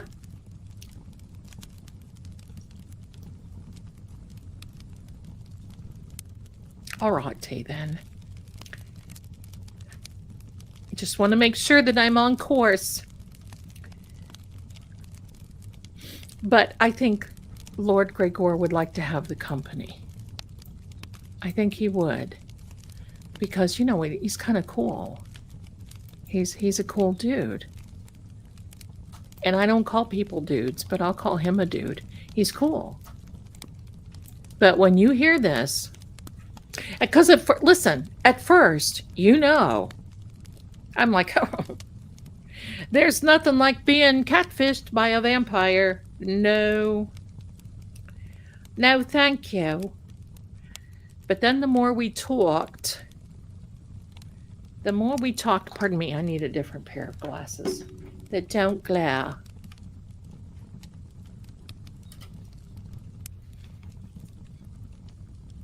Oh, there we are.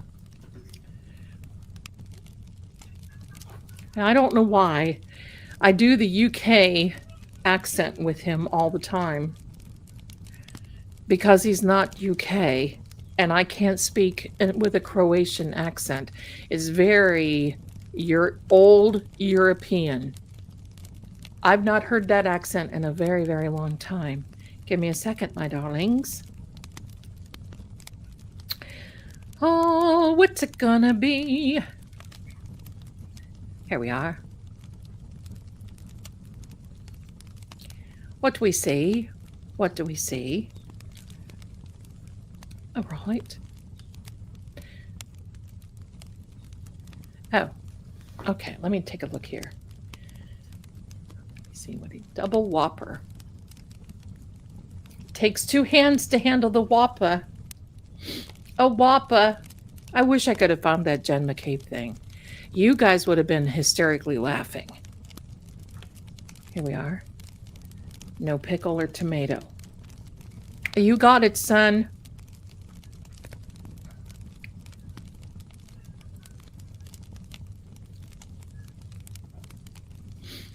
I've been on this Diet Dr. Pepper kick.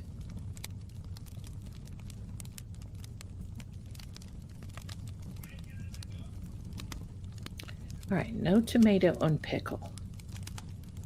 All right.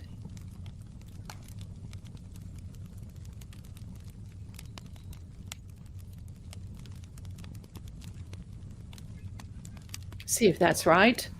Well, I think I might have one too. If I get something to eat, yes. If I get something to eat, would you guys mind if I sat here and ate with you while we talked? Is that okay with you? Because if not, it's okay. I can end it because I don't want to be rude. I don't want to be rude. Strawberry and cream, doctor. Oh, gosh. I'm not a big strawberry person. Pardon me. No, I can eat. Is that okay if I eat in front of you? Okay. Okay. Now I might do a whopper myself. Sorry. Lord Gregor has never had a whopper.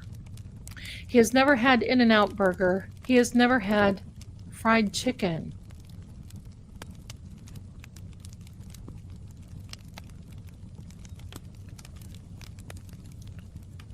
But if I go over there,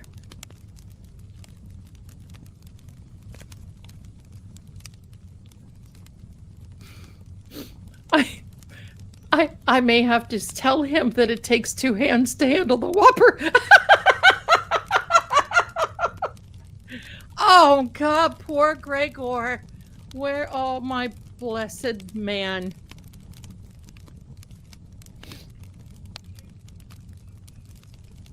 Oh, boy. This poor guy. This poor man. He's in for it, I'm telling you.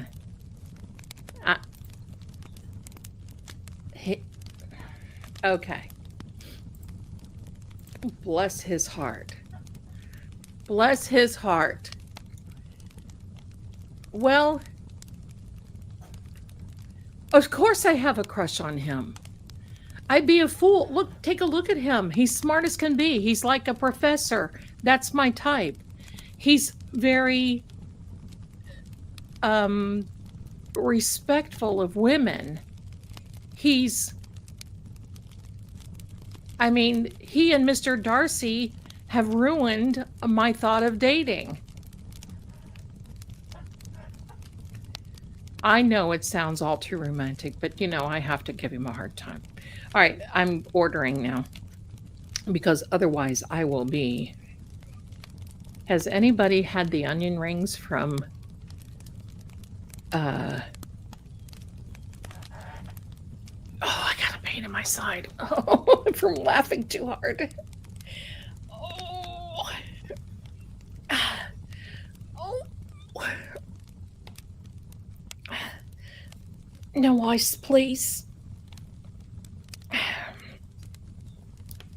I don't get ice in my drinks. Let me see. No onion. All right. Cut that baby in half. Absolutely.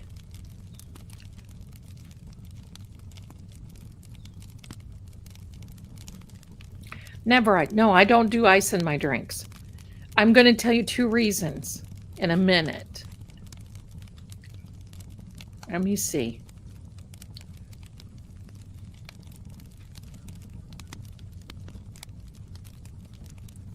I'll tell you in a minute. Let me order. Can they make a U vamp also if you wanted, like in the movies? Sarv is a no. I understand. I don't think so. I don't think so.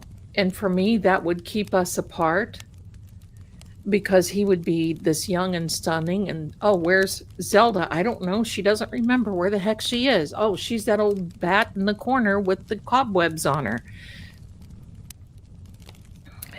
Yeah. I'll tell you why, though, in a minute for no ice. Give me a moment, please. Colin Firth is so dreamy. He is, but oh, that Pride and Prejudice helped me today. When he's walking through the field,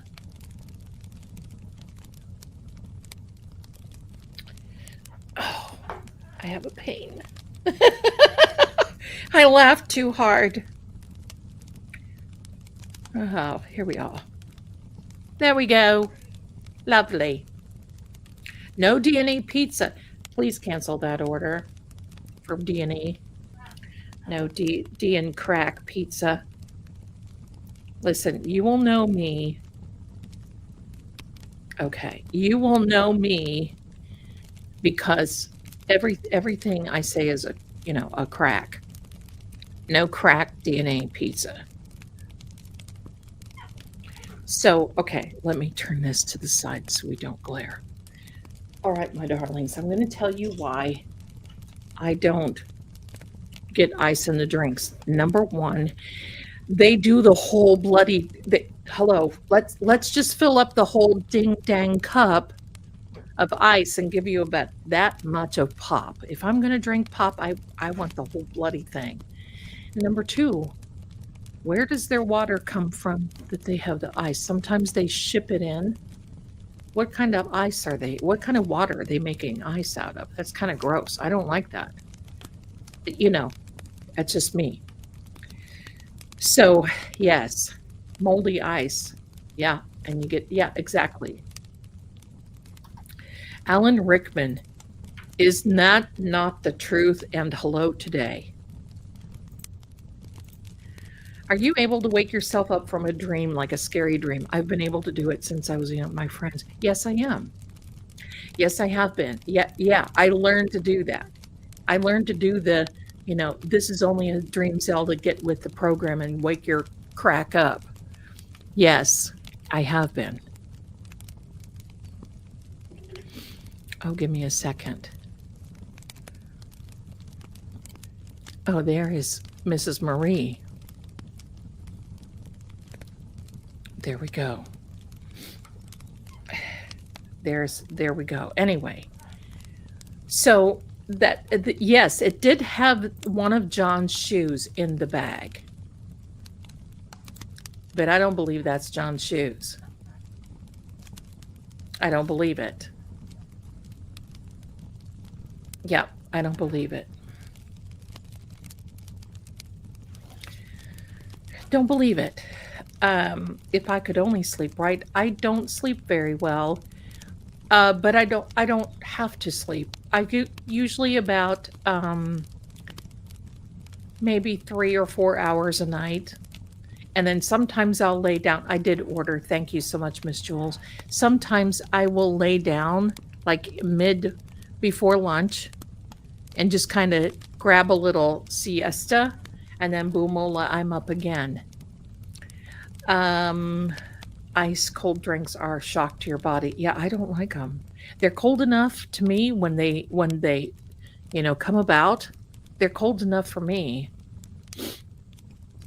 No, I don't hear the knocking. We do hear noises around here, though. This place is haunted. My son, pardon me, I've got hiccups. My son hears the screaming, and he'll come in, check on me. Then I'll come and check on him. But I'm always awake at around between 2 and 3 a.m. I'm always awake.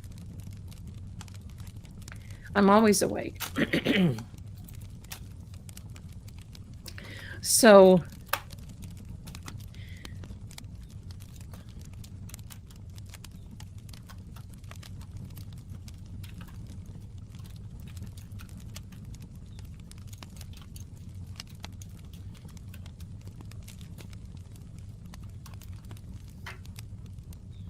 I'm reading all you guys.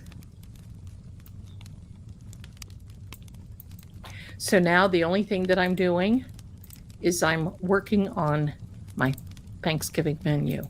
All right, so now I want to talk to you while I'm waiting on the king of burgers. I want to talk to you about Interstate I-40.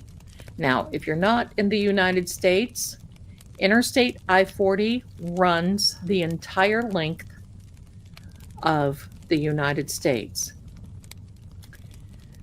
Interstate 40 is deemed by our friends at the three-letter organization as the most dangerous interstate, and especially in the Oklahoma area. Oklahoma is the #1 state for missing women along Interstate I-40. And those women happen to be Native Americans. The Native American Indian women in the state of Oklahoma.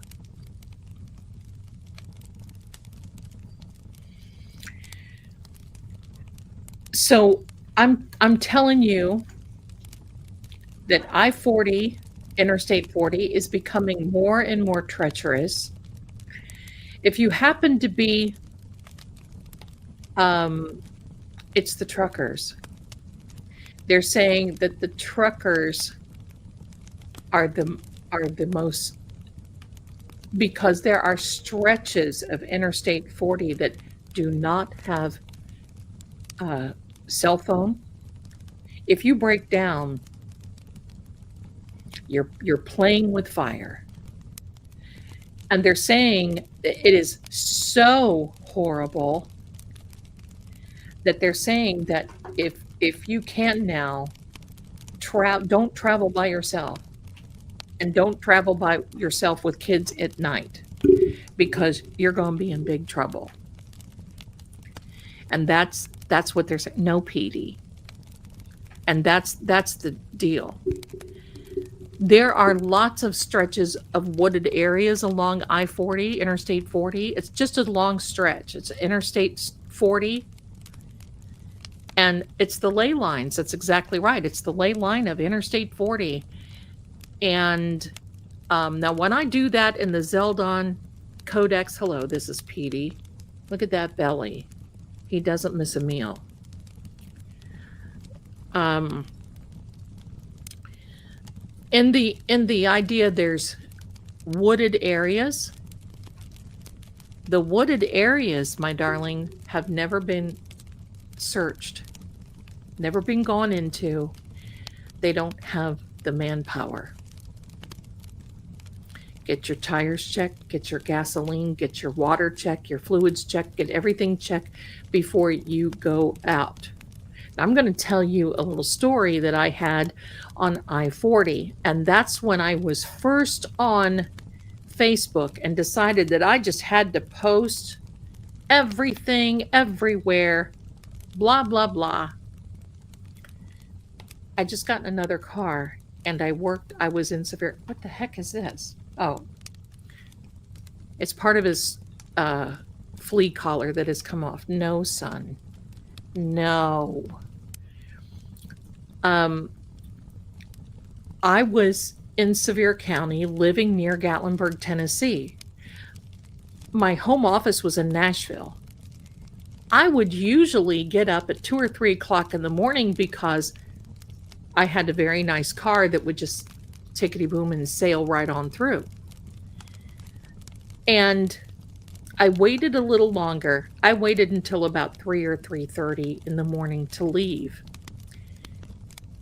and made a mistake. I put it on Facebook that I would be leaving. I would be on Interstate 40 and I would be skipping on down the road to Nashville. And I put the time that I left. And I took a picture of me loading my car. So there, and this is the dangers, my darlings. You don't want to do what Zelda did. So I'm driving.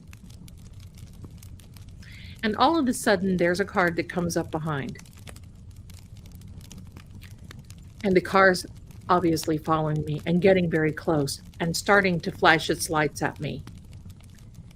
Well, that kind of scared me. And there was a trucker in front of me, and then there was a trucker behind me. Now, I didn't have problems with the trucker, but it was this particular car that was behind me. So I had an OnStar option. I clicked my little OnStar, and I was very nervous, and I said, look, yes, it says SK is exactly right. I am in trouble. There's somebody following me.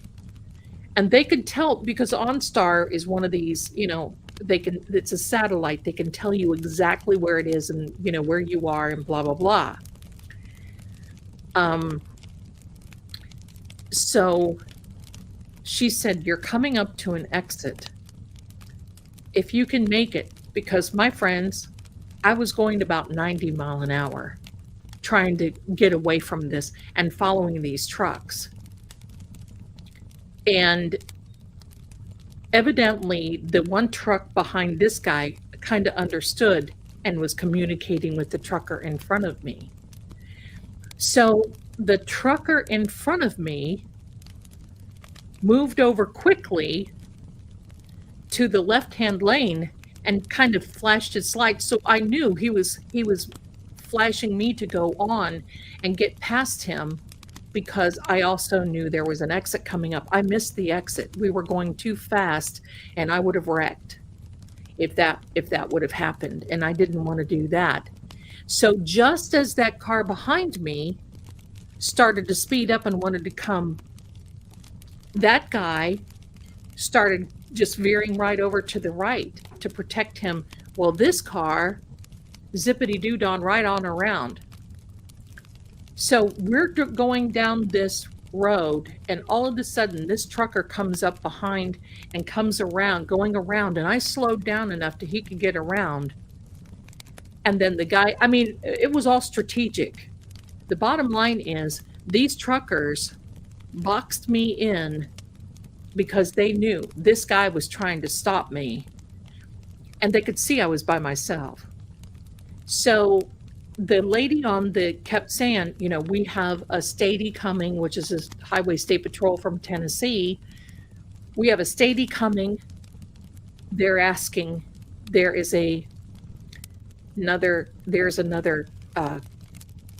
ramp coming. And I said, is this a ramp? Does this have life around it? Is there something? And she said, yes, there's a McDonald's, there's all these things, there's a trucker thing, there's a pilot station, there's all these places around. And she said, it's not an abandoned, you could get off there. And I said, okay. And she was telling me, because I couldn't see, and she was telling me, she said, you're going to have to trust me. And you're going to have to slow down a little bit or you're not going to make it. And I said, at this point, I'm so scared. I don't know if I'm going to make it anyhow. And she said, don't you worry. You slow down a little bit. You pump your brakes. It'll tell the trucker behind you to slow down. They know that there's an exit coming. So I slowed down a little bit and she just kept telling me, and she said, there's a statey behind following you. There is one in front, and I just noticed that I passed one on the Meridian in the middle of the road.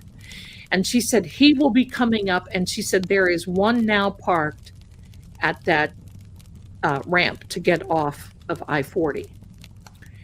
So it was coming up, and she said, are you ready? You gotta be ready to turn or to veer off in 20 seconds. And she counted me down, and I'm not kidding. I was scared. I have chills now. I want to cry.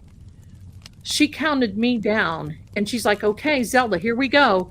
20, 19. And she told me, she said, okay, now time to go. And I veered right over and made it. I mean, it was all like, I could have very easily not made it. I made it. When I got off that ramp, there was a police officer waiting there for me. And that guy that was following me got off on the same ramp. I don't know how he did it, but he about wiped out.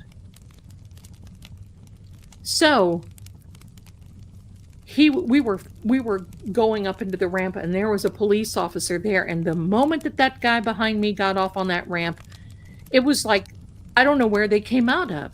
These highway state patrol, they were right on this guy. And at that point, when I had stopped, I was in tears because I'm like, the adrenaline. And so the one police officer, or the statey that was there, I said, you know what? I didn't get out of the car. I went around, and he goes, are you doing okay? And I said, yes, sir. I'm trying to get to Nashville. And he said, well, I'm going to tell you. He said, I can follow you a little way until we get to a certain, and then I'm going to have to turn around, but I think you'll be okay. And I said, that's fine. Thank you so much. And we did that. And I can tell you this right now. I will never travel on I-40 alone again. And especially after I heard today what was going on Interstate 40 with all the missing people, not just women, but missing people. And it's like, holy mackerel. So that's, my darlings, the Interstate 40. And anybody who is around there, or anybody, I was terrified. That is absolutely correct. I was terrified because it was my fault. And I know people that are close to me that puts their pictures of the outside of their house, and they put this on, oh, I'm doing this and I'm doing that, and here's my kids. The company that I am with that we've done humanitarian funding for I've done it for over 15 years. They're out of Canada. And periodically we have security. We have security about calls. We have security come in and talk to us about traveling alone, what type of home to live in. And believe me, I've had my security talk already about buying a new home. What the security system, what you want to do, seriously, since I've been having these talks, My front door does no longer open in, it opens outward. And that may seem awkward, but somebody coming trying to ram your door down, it's going to be very hard for them to break your door in instead of, because if it swings, if it's hinged outward, they're not going to be able to break it in very, very hard. So there's all kinds of different things, security measures and everything else. And of course, that's why I'm looking, because any home that I get into would definitely have to be modified. I mean, that's just the way it would be. That's the way I live. And it's not because I'm a scaredy cat. Frankly, well, I am of the human realm. I'm not so scared of those things that go bump in the night. And if you don't go bump in the night, Lord Gregor, you're good. So, but that's bottom line. And for any of you, because I see this, I seriously see this on Facebook with friends and family, where they show where they're going on vacation, and they show where they're parking their new car, and they show, no, you get a little thing on your head, like a little target. Thank you, Linda. And seriously, so when I get my new home, oh, that's right, Rosemary, that's right. There you go, Crystal. When I get my new home, my darlings, I will show you the inside of my home, certain things. I'm not going to show you the outside, obviously. I'm not going to tell you where it is exactly. And don't think that I'm being poopy pants, because I don't. Because many of you are fantastically fine. It's that very small percentage. I just got a big ring in my ear again. It's that very small percentage that I would be very cautious about. Because think of it. Think of the people at 34 Fairview. Oh my gosh, Zelda, can you please stop with the hair? Yes.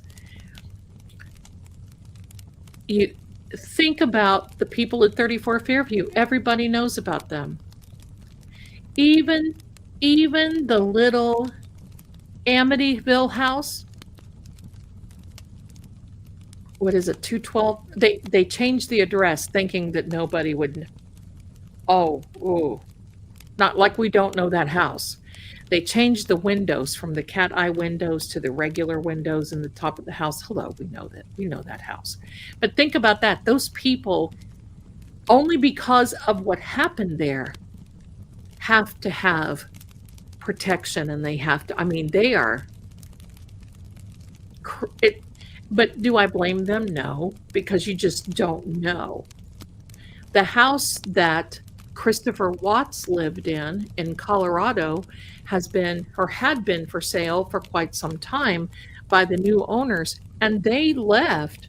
They were getting a divorce because they were renovating, and they also had problems in the house with the spirit world type of things. But thank you, Miss Jules. But the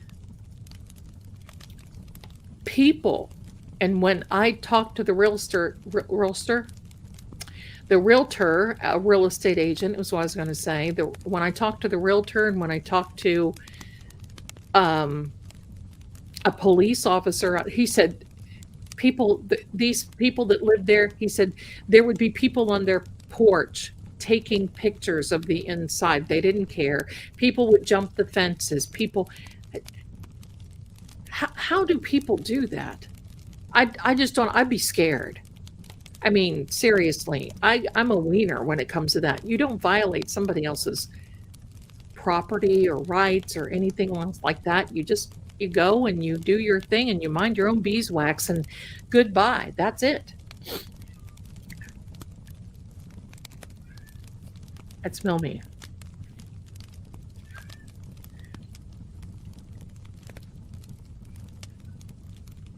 Well, I don't believe in spirits being in limbo, only because of the study that I have done into the word I don't believe God is so lame to allow people that he loved and created to just linger. I believe it is their energy that lingers behind. And if you study physics, you'll come to that conclusion as well, that it is because of that staying behind. It is the energy. I got to tell you this. Tonight on the Talkatics, I sometimes slide through there because I want to know what's going on. And I saw this EVP that these two women were having for Charlie Kirk. Now, they had an app that it seriously sounded like Charlie Kirk's voice coming through this app. Can it be a mimic? Yes. Can it be a mocker? Yes, it can. But it actually mentioned Erica Kirk. But I want you to know, and this is why I don't post any of these things on here, because I don't care. You could have a person committing the most sins in the whole world, and if they have something to say about what you're doing and on the talkie tick are the worst troll. Yo, my. If you think that the Twix is bad, look out. They are ruthless. And that's why I'm not on there, because I'm not going to get caught up into that. People are cruel and evil. But back to this. This whole thing, this EVP that sounded like Charlie Kirk. And I want to go back and listen to it again. But, I'm the first one. Let's go to the comments. Hello. And you should see all the people in there. Oh, you're going to the hot place. You're going to HE double hockey sticks. You're going to here. You're going to there. You're not supposed to talk to the dead. You're not supposed to do. And it's like people stop. You don't know. But, you can't get involved with that type of thing because, hello. If you did, goodbye. And that I don't know if you know this or not, but it was actually Tesla. And you can find this. I might find it if I can find it and play it. But Tesla actually invented the first EVP machine, and it was energy that he was garnering.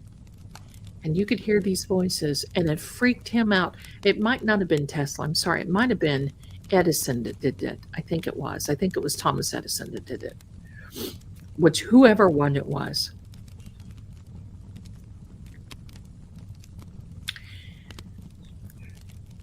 Regardless, that was back at the turn of the last century. And you could hear this going on. Now, what was it? That was energy. Tesla, it was all about energy, right? So but if you would have heard that tonight, that kind of gave me chills. And then I'm thinking, what app is that? Because that was a voice, and believe me, I don't know what John O'Keefe's voice sounds like.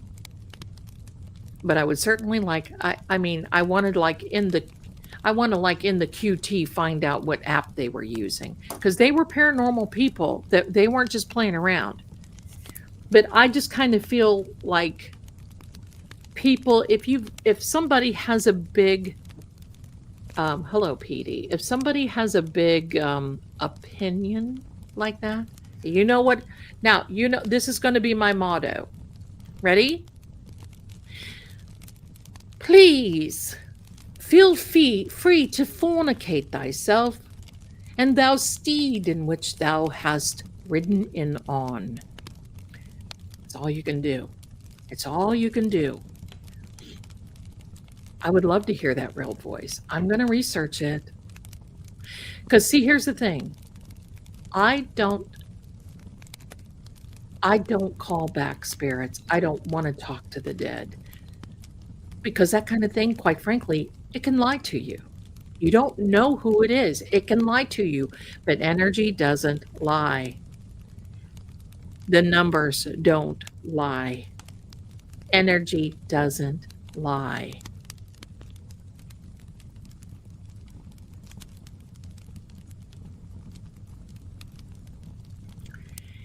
And to me, that's what it's all about.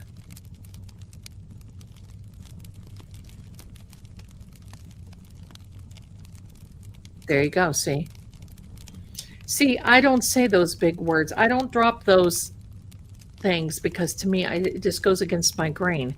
Not that I'm not against anybody. Let her rip, Tater Chip. If you want to say them, I'm here going bravo. Yeah.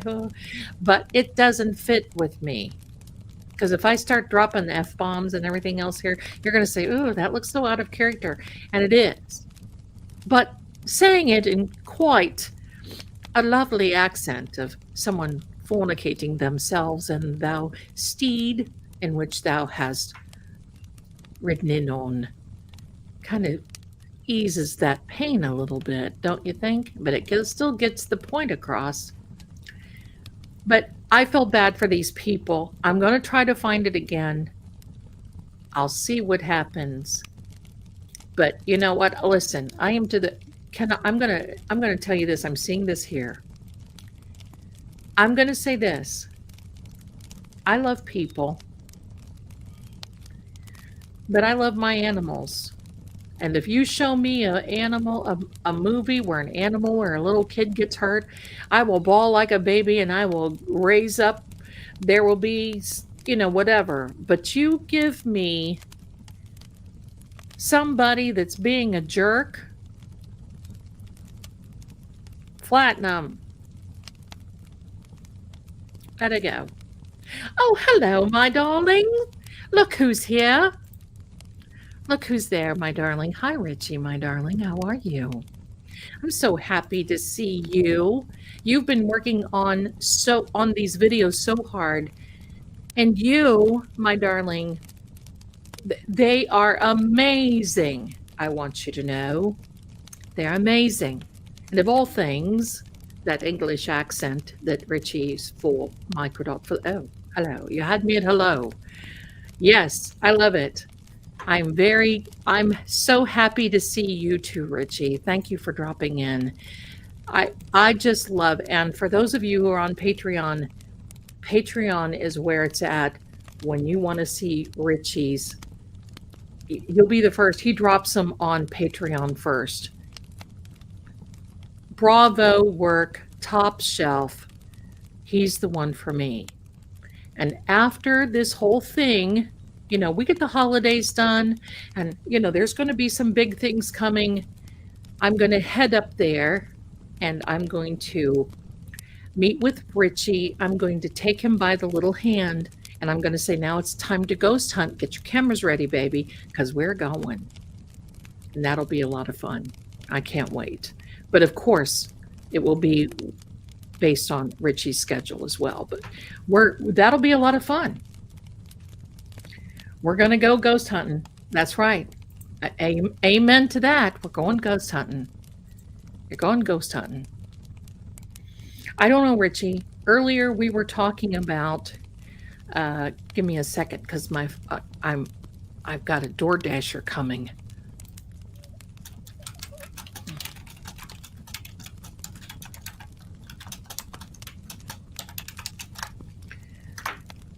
We were talking about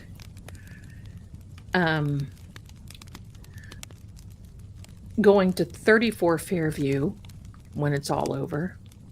I would love to do that. You can certainly do that. Come with us. I would love that, because I want to see what the energy is, but we're certainly not going to just blunger right in. We're definitely going to get permission of the homeowners. And if they don't give it to us, that's okay too. We certainly understand. We certainly understand. I don't think we will go live with it. But I think, I'll talk to you about that, my darling, because there's a couple of places that I think that we need to haunt ourselves. But I would love to go there. I would love to go there. And I don't believe that we will go live during that, because I do want to respect the owners if they allow us to speak with us freely, and then we can edit as needed if we need to. and then go from there. So with that being said, I feel that yeah, that's PD McFarlane. Look, paranormal PD back here and his little flea collar is doing some thingies. So anyway, but Richie, one of the things that we were talking about early, and yeah, I don't want to. I don't think it's a live thing. Oh, my food is here. If you no, we're not going to do it live. We'll be doing it as almost a documentary. So if you could just excuse me just for one moment. Oh no, here comes my son. Here he comes to save the day. Can you get it? It's at the door, buddy. Shall we sing that? Let's do. Here he comes to save the day, like a bolt from the blue. He is wise and true, fighting evil, fighting crime, and always there in the nick of time. So here he comes to save the day, proof that crime has never paid. So let the trumpet players play. Da-da-da-da. 'Cause my son is here today. There we go. Thank you very much. He got the food and it has now been recovered without incident. Anyway, Richie, what I was going to say to you, my darling, what gets me going with this 34 Fairview is this, and I'll try to make Ian is a hero. He is. It's the idea that Dr. La Posada told us about John's injury in the back of his head, and basically that he just had minutes to survive that. At some point, someone in that house, or there, in my opinion, had to make a decision. Oh, thank you, Ian. Look at what I have. I shall be crowned. So someone had to make a collective decision. I don't know what's going on here, but whatever.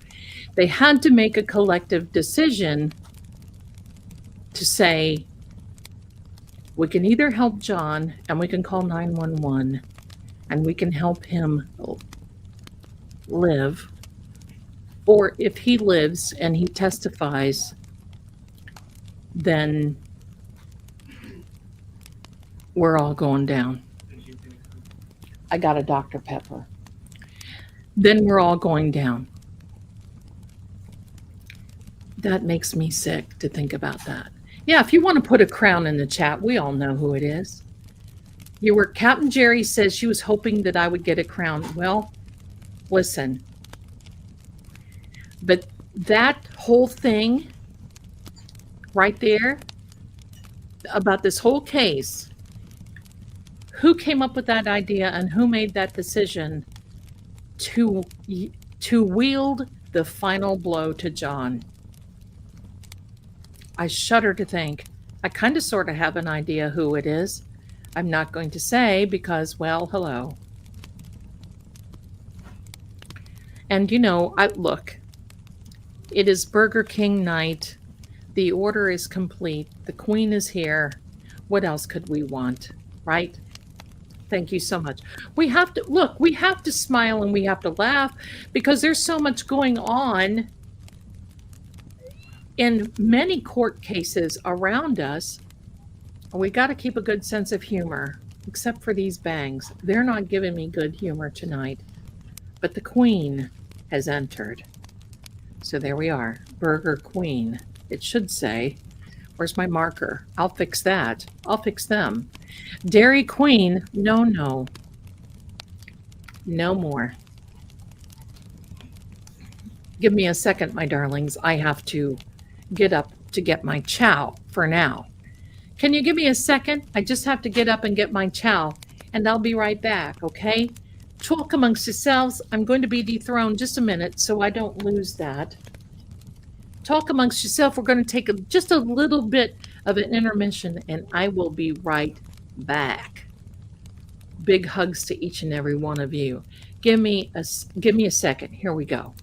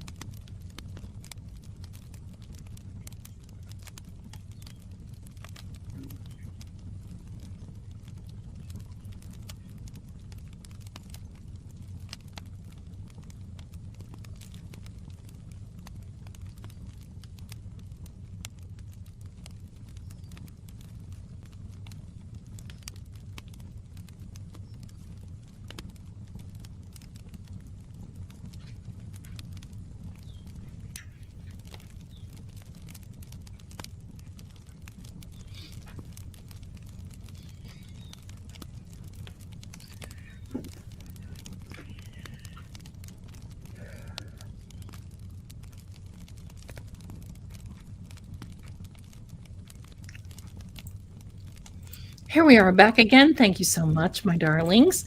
Just had to take that little break.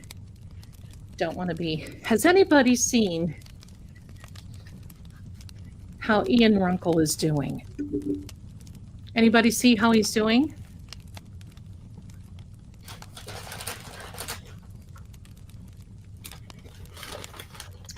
Dear Ellen Rosenberg, pardon me, I'm going to make some, let me, I'm going to mute just a second because I'm going to be rattling this bag.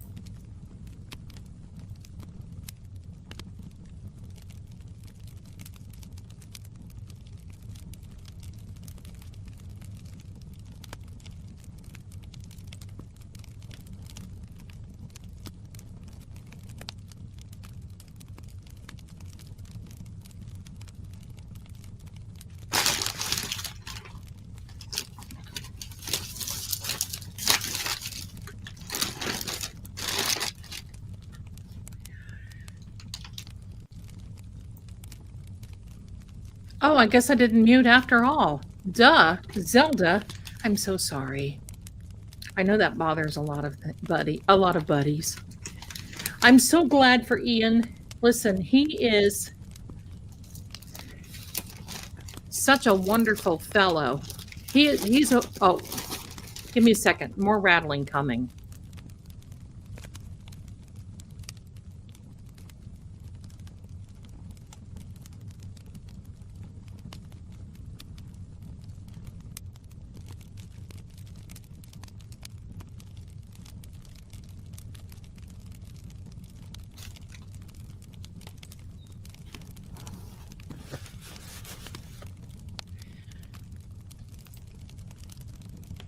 Unmute.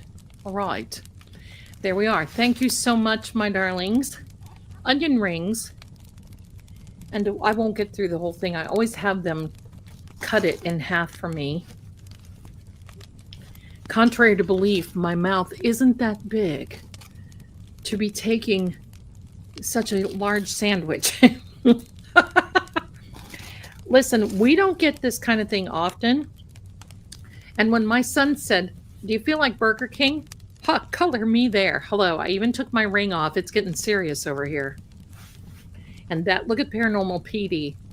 Look how it looks like he's just looking right at Poe. Does that just not... That just cracks me up. Somebody just sent me a Venmo, and I want to thank you so much for that. That means so much to me. It helps the channel keep going. I love their onion rings. I don't know what they do to onion rings, but I love them. And they have this little spicy sauce. I don't know.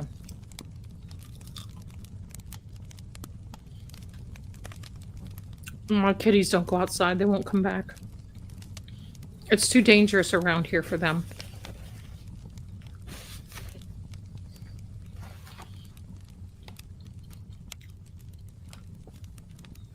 Kat just had Papa John's anchovy and black olive. I'm there for that. Just don't put pineapple. I'll eat it, but I'm not a pineapple person on pizza. A&W. I love sweet potato fries. Thank you, Mary. I love it. It's the dipping sauce. It is zesty. It is zesty. You had a moose burger for supper. Pardon if I speak with my mouth full. I don't know what a moose burger is. Yeah, listen, I open the door and you get cheese turds with it. Oh, I love cheese turds at A&W.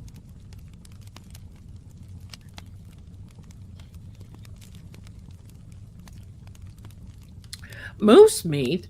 Oh my. Okay, so if I open up the front door, because every morning I do that, whether it's cold or hot or do whatever, just to get some air in, just to get, whatever. They just sit here on my table because it's real close to the front door, and they just look at me like, "Where's your mother and when is she coming back?" I mean, they don't make it. Now, Sam used to make a run for it.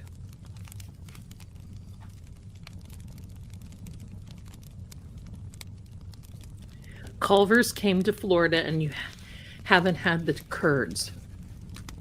The curds and whey. I just remembered the cheese turds, right? That's a great time. I have to tell you what, Thursday night, I really missed our Help I'm Haunted.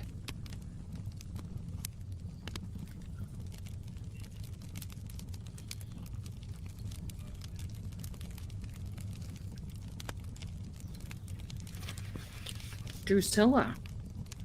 I love the name. And I love the picture. Look at those lipsticks. Yes, my darling, I have. I have dowsing rods and I have a pendulum. I personally like the pendulum, especially if I'm walking around a lot. But the dowsing rods, if I'm sitting, is good as long as I have my arms anchored, stable, because it's too hard for me to walk around because I'm lots of energy. But sometimes I'll just use one. I don't have to use two. I just use one because it still does the same thing. In a pinch, I've used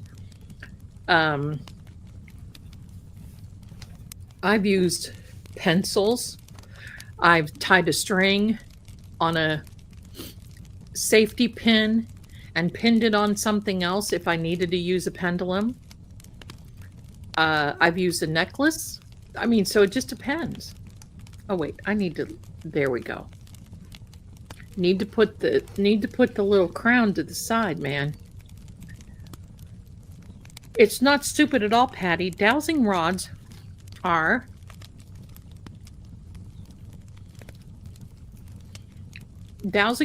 what you use for energy. And for me, I mean, I've used metal coat hangers. To me, that works the best. But it's like this little handle that bends like an L, and then there's this part and they'll move. They'll cross when energy is, or a yes or no number. It's really quite interesting. My grandfather was considered the water witch of our county. Yes, I kind of like it crooked because that just gives me, I just feel like I have an edge.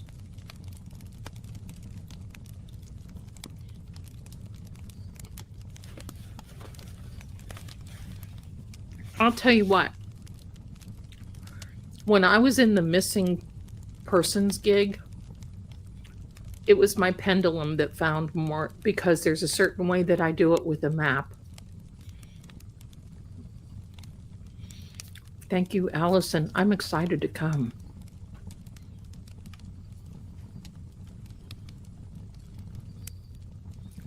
I love that name, Drusilla.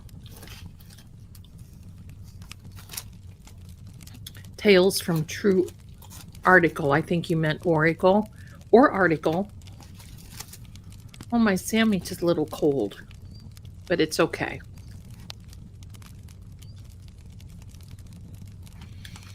Yeah, this crown has my bangs banging, that's for sure.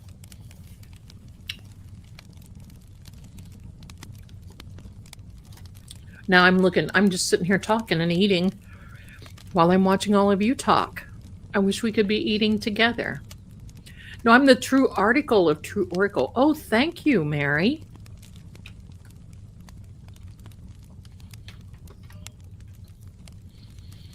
Thank you. But it would be, my grandfather would use, sorry, I'm talking with my mouth full. My grandfather would use a willow branch. That's the kind of wood that you're supposed to use.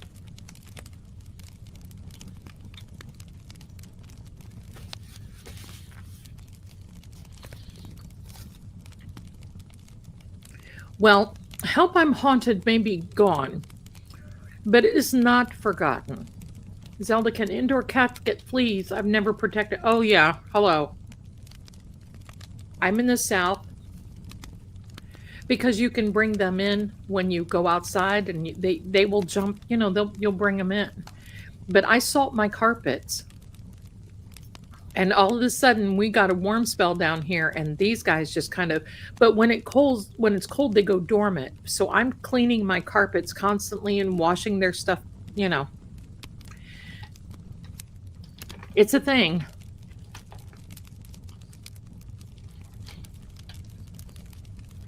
Fleas are horrible.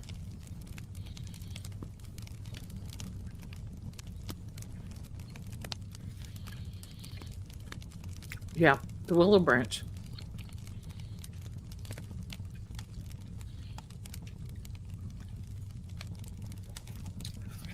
Hi there, Adriana. You missed the map show. I mean, the app show. Boy, that app thing was an hour of app. I'm thinking, what have I done? That was really something.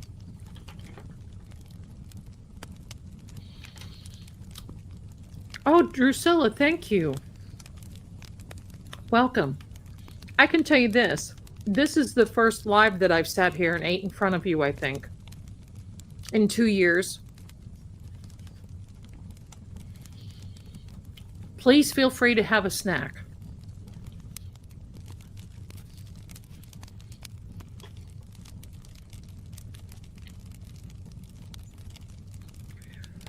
Well, maybe what I'll do sometime is I'll show you how to use the pendulum the way that I do it. I think that would be fun. And mods, I understand if you're getting tired and you need to buzz off. It's okay.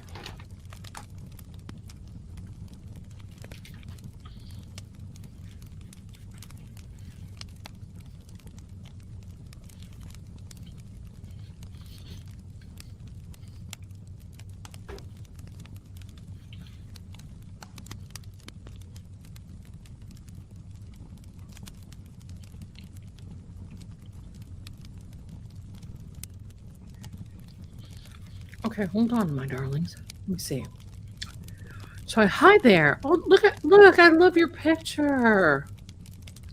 So I told Trisha from Web Sleuths that you're my #1 vote for club. Oh, that would be wonderful. She does Woo Woo Saturdays where they tell fun stories, and she requested a real one to come on and help her understand. She's more than welcome to reach out to me because I love their channel. And don't forget Tuesday night coming on the 18th at 7 p.m. Calling All Beings. I will be there on a round table with Boston Bia, Dream Zelda, Dream Feed Media. Hello. And maybe a few others. I think Janet, Misdemeanor.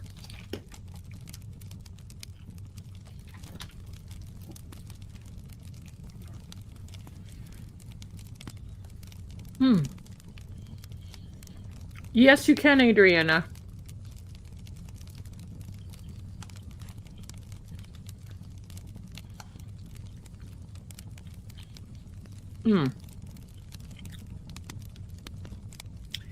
I don't know what we're talking about, quite frankly. But it doesn't matter because I love them all. They're just wonderful people. Okay, Patty. Well, thank you very much for being here, my darling.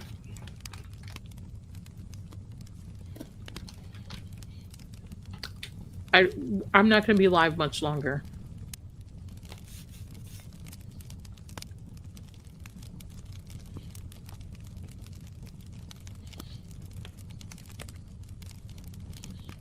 No worries, darling. Get some rest. And here's to the Dr. Pepper fan. I don't drink pop. This is going to be like hello.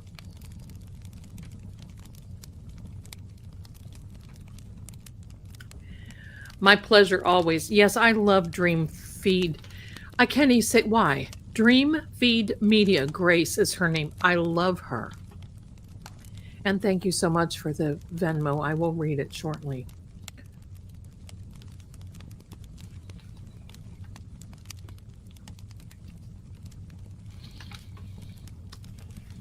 Oh my gosh. Miss Jules, you are the only one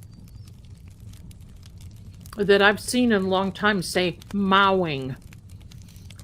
I mowed down. Is that mowing or mowing? I took it as mowing because that's what I say. Mowing dinner. Hello.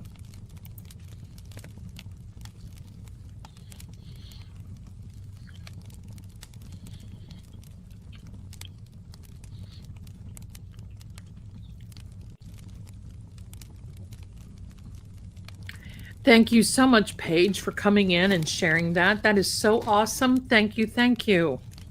I just love that.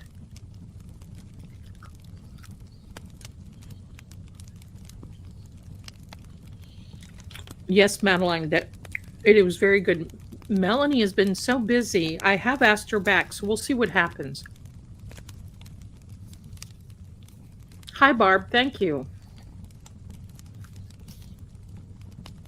No disrespect taken. Mowing is a thing.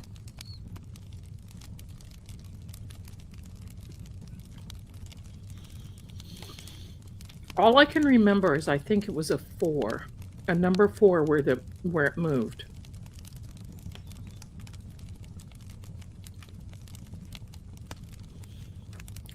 I wish move. I wish I could remember where it was. Because I cannot wait for you to see it. Because a lot of you are like, oh my gosh, this card moved. Ian is actually working right now, but he said to tell you all hello.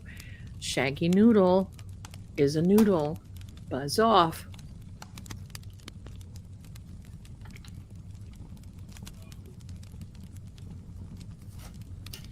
Goodbye.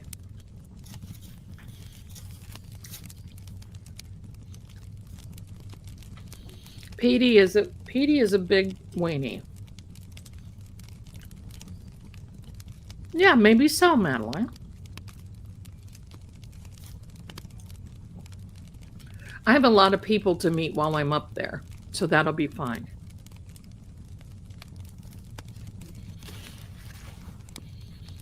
Paige. Both you and Trisha are my favorites, and if I can get 2 of my favorites in one show, heck yeah. Oh, that's so kind. I like her. Plus, she needs some help with her experiences, and first person came to mind was, I'm here for it. I would love it. Cindy Calzo would not be a guest on my show. I've asked.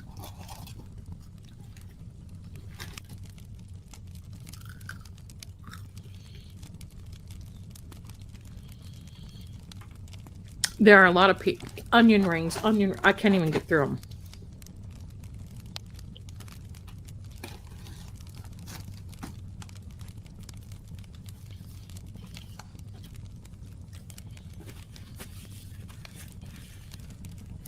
Cindy Calzo is a beautiful person. Oh my. Is a beautiful person who is a medium, who used to be on a show on Discovery called The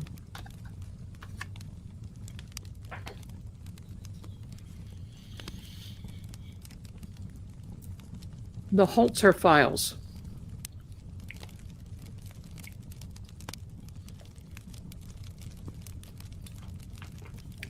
Mercury Star, I did not know that.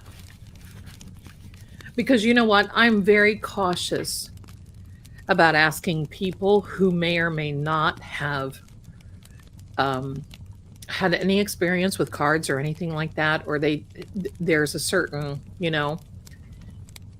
I love Linda, and I would just love to have her here on the show and just pick her brain.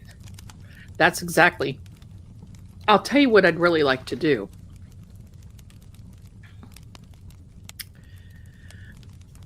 I would like to have a lawyer on here that they themselves can ask me questions about cases. Did you see how we did this with, we did it with Janet misdemeanor and we did it with Attorney Nan. But I would like to have a lawyer come on here. We ask and I pull out cards and give answers for that. And by the way, I just want to let you know, I actually read for misdemeanors sister-in-law, who is adorable. Now, of course, I can't tell you what we said, but she is fantastic, just like Janet.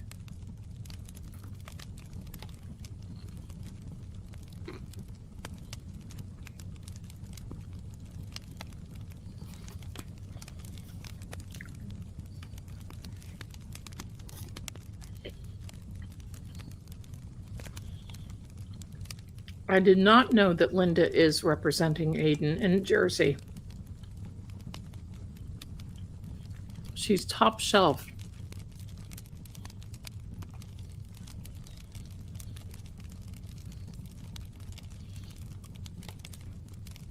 It's okay. I don't think that Cindy thinks that she would not have a good time on my show.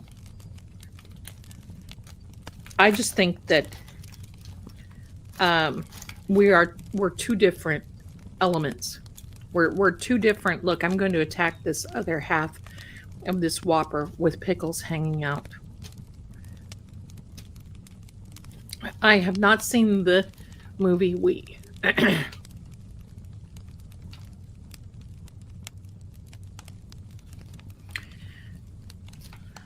Rosemary Scarpicchio, listen. If I were going to be an attorney, you know who she reminds me of? Anne Burrell. And I loved Anne Burrell. I love that.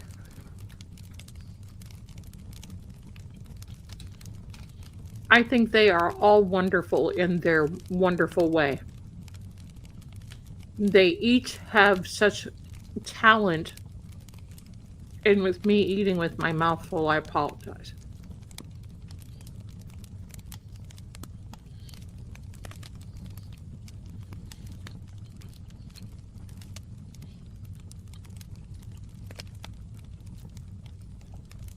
I don't know what he did with his flea collar, but hello, it's got to be fixed. But he's just sitting there. Somebody is outside my...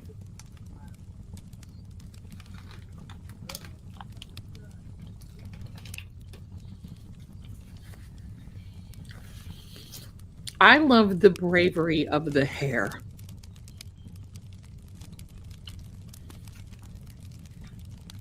Listen, you do not come after a woman who wears her hair like Rosemary Scarpicchio and Anne Burrell, because they have this special something that is rooted deep within themselves that they just don't give a shite. And I'm loving that. Thank you so much. You know, I think I will ask attorney Linda to come on the show. I'm careful. I love them all. I love them all.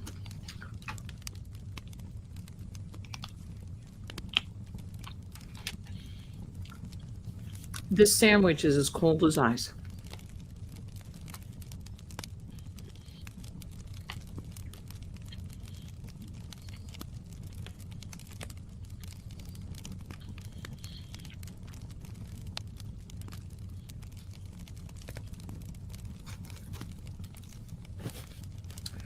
When I was 30, I had that short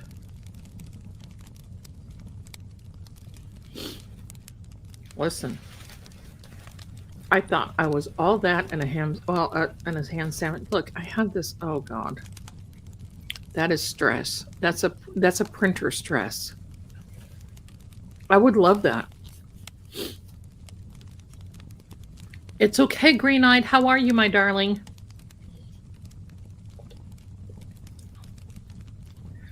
We'll see. Sometimes people don't want to come on. And I get it. She was a vampire? She'd probably love this stuff. Don't you think? It's stress. It's stress.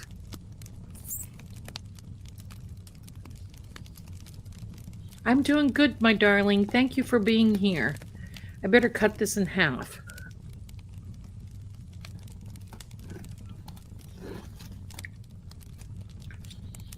I love Chinese.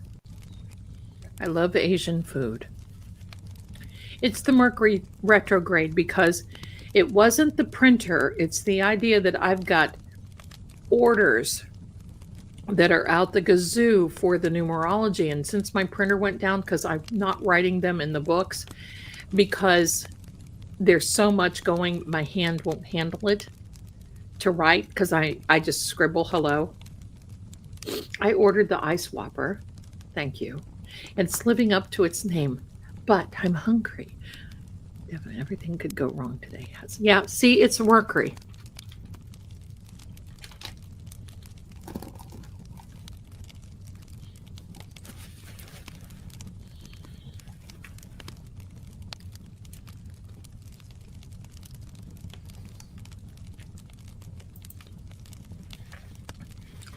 Thank you, my darling. I got them out of the box. I pressed them on and I painted them.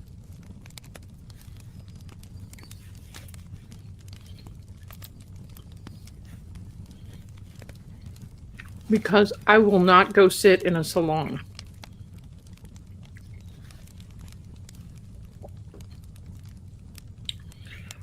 Yes, Mercury can affect your body.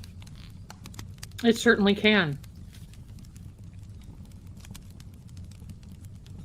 Yeah, same. Hello. Sorry, I tried to cover it, but you can't. And I was putting my makeup on with a Q-tip because you don't want to transfer any stuff. Love the house. Yeah. These nails I get from Amazon, and they're like $6.95. And I watch them. I reuse them. Because there's a certain way that I put them on, so I reuse them, and then sometimes I'll repaint them, and it's about time that they get. I don't have a Brevia. I don't have that. I just take an antihistamine, and it'll go away in a couple of days.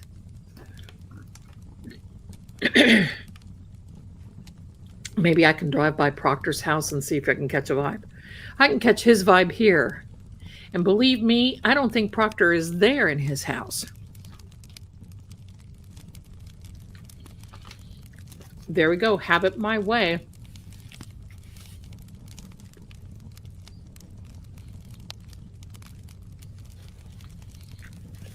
I do not believe that Proctor is in his house. I sure do have. I'm sure glad I have this fire rolling with this little peepee boy. The hour of the app show. Wasn't that a nightmare? Bless you, my darlings. I should never have done that. Mercury can affect your cats. It affects everything. It affects everything.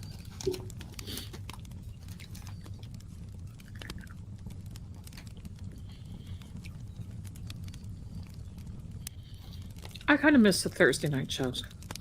Okay, I'm done.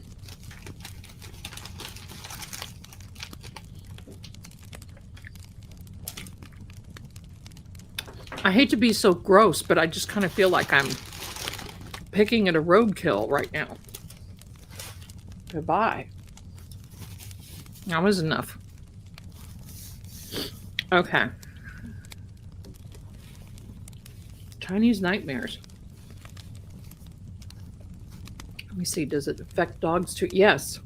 Yes. My cats have been totally sleepy. See this? Sam has been on my pillow in my bedroom for 2 days, just like,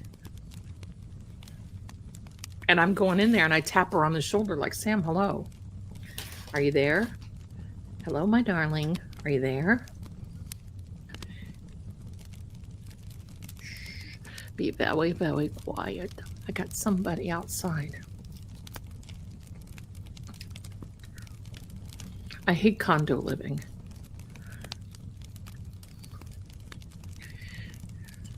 I hate condo living.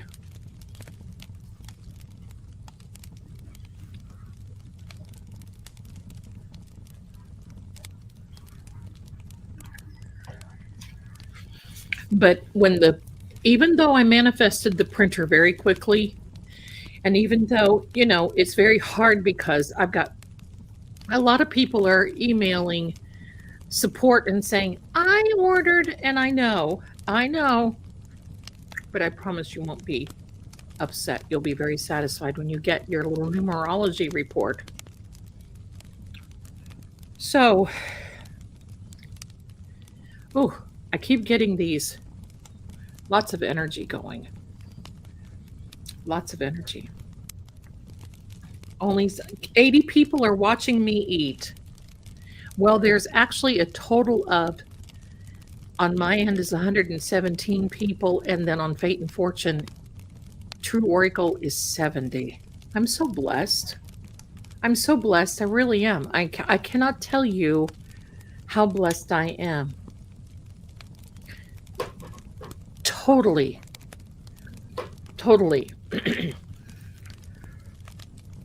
But that's not going to happen again. Oh, pardon me.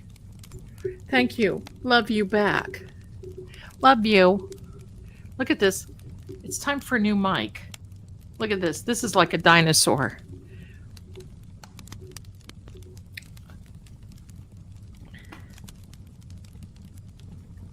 Thank you, Kelly. You guys are wonderful. Thank you. Let me see.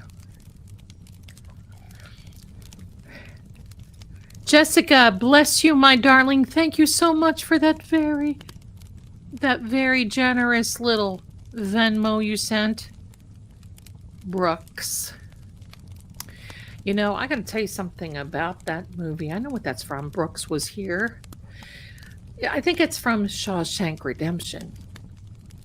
That's my hometown. Not Shawshank Redemption, not the prison, but where it's located. Mansfield, Ohio is where the Mansfield Reformatory is where Shawshank Redemption was filmed. I was there. And I grew up in that area. And right there where Malabar Farm is where that's right, Andy Dufresne. That's when they went into in the first part of the movie where Andy is going into this little woods. That's called the Doris Day Woods. And you hear that, if I didn't care. Remember that old song? If I didn't care. Remember that? And then, of course, Andy burst into that cabin. I worked on a crew on that farm, and we put new roofs on those cabins. That's called the Doris Duke Woods. Well, when I was there, I was working with because it is a working farm. Malabar Farm is a working farm. And Morgan Freeman actually brought his horse for his daughter. They shipped it out there, and she would ride. They had a beautiful horse, and she would ride while they were filming. And so anyway, my grandparents worked for Louis Bromfield on Malabar Farm, and it was a wonderful experience. But when I saw that, I'll tell you what, I love that movie so much.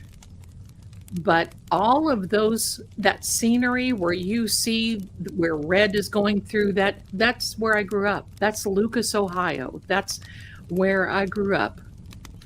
And sometimes I can't watch it because of the scenery. I get so homesick. And where Red. Was it Red or Brooke? Whatever. We stood on the chair and he carved his name in the little rafter type thing. And that street that they were on, I mean, that's a working street. I remember they closed that down and fixed all the facades and did all this stuff. It was fantastic. Of course, my son wasn't born then yet, but I love that movie. But it's hard for me to watch because I get homesick. Why? I don't know. There's nothing there.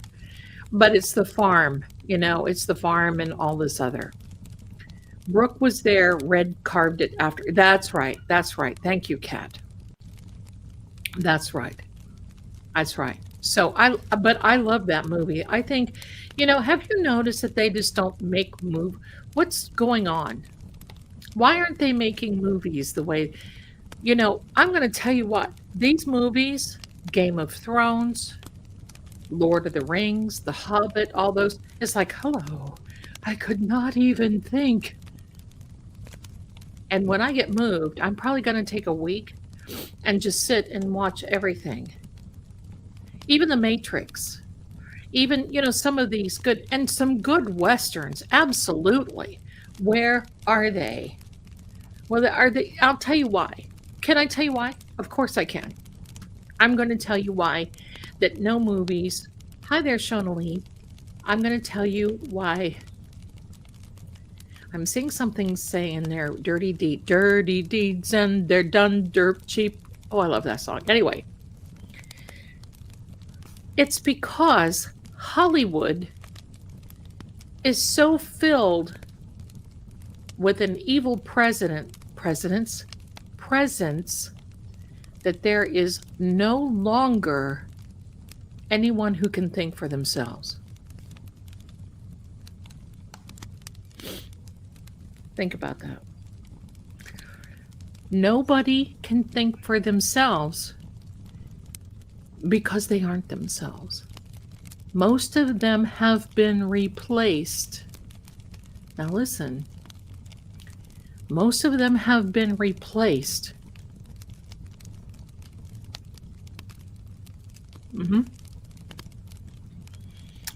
Did you ever hear Jack Black talk about making the second Jumanji? He didn't want to, but he said he had to, or else he would be cloned. And you're right, Miss Jules, movies are just friggin' terrible. That's why I love those old movies on Turner Classic Movies. One of my favorites is The Letter, and you can't find it because The Letter, well, you have to pay for it. Why? It's old. But you have to pay for it. But when Betty Davis walks out on her porch and she says, Peter, where is the letter, Peter?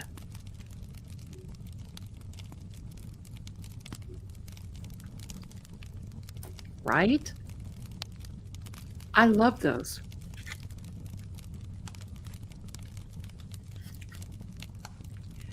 All I watch is the old stuff.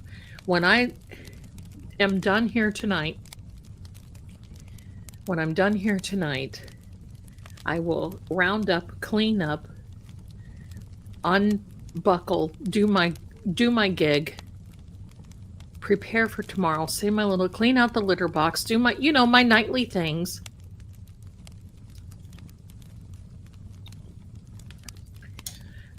And then I'm going to see what's on Turner Classic Movies. And there's not too much that I don't like to see. I have seen Soylent Green, and it is eye-opening. It is eye-opening. I miss those good movies.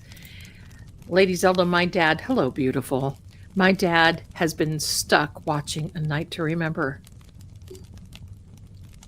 I love your dad. With Julie Andrews and James Garner. Oh. Back in the day, they had laws about how long you could kiss each other. It was like the 5-second rule, right? So that's why in Casablanca, where you see Ingrid Bergman, who, by the way, passed away on her own birthday. That's kind of a thing. But Ingrid Bergman and Humphrey Bogart, the Bogue, when they would have those kissing scenes, they would have to break and then they could start again. They started all that by breaking and then starting again. And the same thing with Alfred Hitchcock, did the same thing in Vertigo with Jimmy Stewart and I can see her. Why can't I think of her name? Kim Novak. Some of these things are good. Now, listen, on Apple TV, and I'm not a subscriber, but sometimes I get it. Severance, I like that. Landman, I like that. Kim Novak, yes. That's who it was. She was one of the Hitchcock ladies because he liked blonde ladies. Good thing he didn't see me at Halloween, right? 12 Angry Men, such a great, oh my goodness, yes. Tombstone, I miss Val Kilmer too. I miss him. I was working in Newport, Rhode Island at the Newport Bay Club and Hotel. And in strolls, I was on the night shift auditing because my husband, what was he? Well, he was going to the War College, but he was also out to sea for a very small period of time. So I was working the night shift as an auditor. In strolls, two actors from a new movie that was coming out called Top Gun. Guess who that was? It wasn't Val Kilmer, and it wasn't Tom Cruise.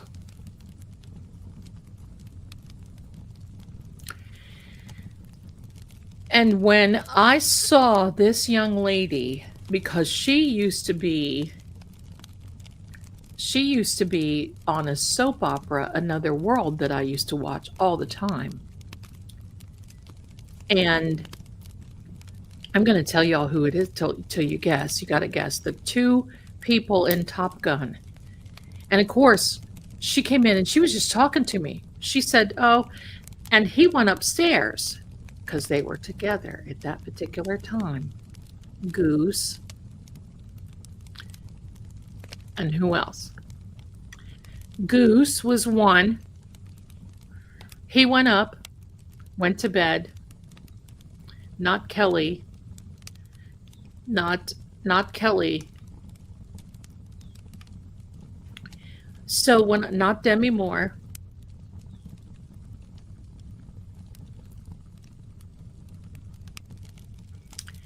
Meg Ryan, you got it, Debbie. So when I saw Meg, she played Betsy in Another World. She walked in and I'm like, Betsy! And she looked at me and she goes, why does people do that? And I said, because we all loved you as Betsy. Whatever happened to you? She sat downstairs and she talked to me for hours. And Goose went on upstairs. Anthony Edwards was his name. He went upstairs and she said, we're making a new movie. And I'm like, oh, really? And she said, yeah. She said, it's called Top Gun. I said, really? And she said, yeah, it's about Navy pilots. And I said, oh, brown shoes. She said, is that what they call them? And I said, yes. And I said, my husband is a Navy officer, but he's not an aviator. And she's like, oh my gosh. So we were talking and doing all this stuff. Talking. She was the nicest young lady. She gave me an autograph. Anthony Edwards came downstairs. He stood and talked with me for a little while. It was just like old friends. She was getting ready to go to Connecticut. It was almost Christmas. And she and Anthony Edwards were going up to Connecticut to see her family. She was absolutely stunningly adorable, even more so than on film. What are you doing, buddy? This, I don't know what are we going to do about this? What we need to do something, son. You got it coming off of there. So anyway, she was just teetotally adorable. And I just loved her right from the beginning and followed her for a long time. I no longer have the autographs, but I have the memory. But it was wonderful. She told me all about it. And so by the time, yeah, I need to trim that off, Captain. So by the time that this movie came out,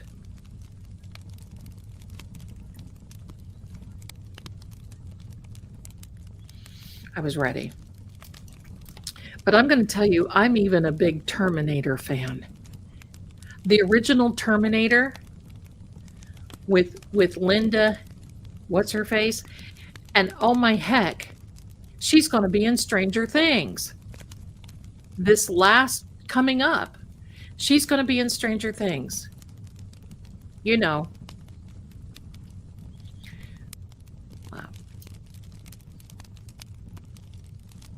Oh yeah. The scene when Harry met Sally, I loved that movie. I loved that movie and the way he ran at the end. I loved that movie. Anyway, my darlings, the OG Terminator, right? Oh my heck. That was just so. Now listen, I got a little lore for you because I talked to Linda Hamilton. That's right. Who's the T1000? Who is that T1000? Do you know that one? The T1000, I think is his name. That actor, I can't even think who he is. Isn't that nice? So if you're watching, I forgot your name. But he's on the Twix, and every now and then I go on there and I just talk. I love to talk with him. That was in the Terminator 2. And that was the other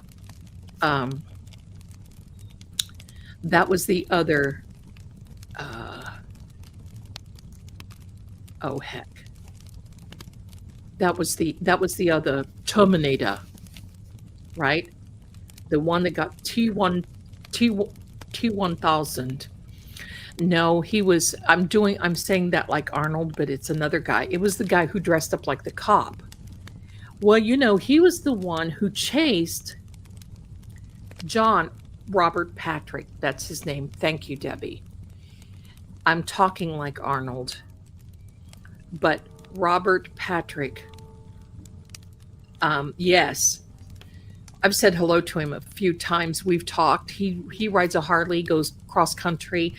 And I told him next time in Nashville and he comes by, we'll have coffee because we talk about this type of the lore and everything else of the Terminator. Do you know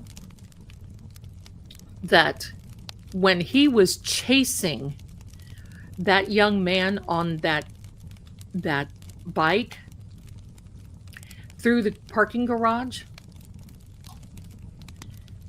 that they did not slow the bike down. The bike actually was hooked onto a car so it wouldn't spill, right? So it had a bar and was hooked onto a car. So they were running through. Do you know that Robert Patrick trained for that? Look at this. Hello. He trained for that. I'm going to turn the Burger King around because it was cold meat. He ran so fast that he kept catching the bike.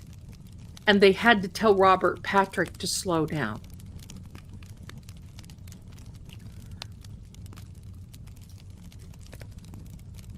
Now that's fast. And they said they kept telling him, and he said he would just get going, and he said it was just so momentum and the rhythm of him running, because they told him that he had to do rhythmic running, so you could see that he was actually running. He said all of that, he went so fast that he kept catching the bike and he had to slow down. I'm like, Ha ha ha. Yeah, that'd be something to brag about, wouldn't it? I love that idea. I love that idea. So anyway, my darlings, it is that time. We've been on here almost 3.5 hours. And tomorrow I want to get it together and get all these numerology readings out. So if you can get on the app, please do so, but it's not necessary. It's only if you want to get all kinds of, your notifications and you want to be a little bit more mobile, but it's not necessary. Okay. So no stress. You don't have to buy anything. It's all free. It's all good. So let's do this. I want to read what you all have going on here first. And look at Aunt Bibi. She needs to do the right thing is the civil trial. And that is when we were talking about Karen Reed. And I agree. Amy Lala Deaver needs a serious garage time out. She sure does. There's Miss Jules who gifted 10 memberships. Thank you, my darling. It's so wonderful that you did that. Teresa, 3Ds, became a YouTube member. Thank you so much. Love it, love it.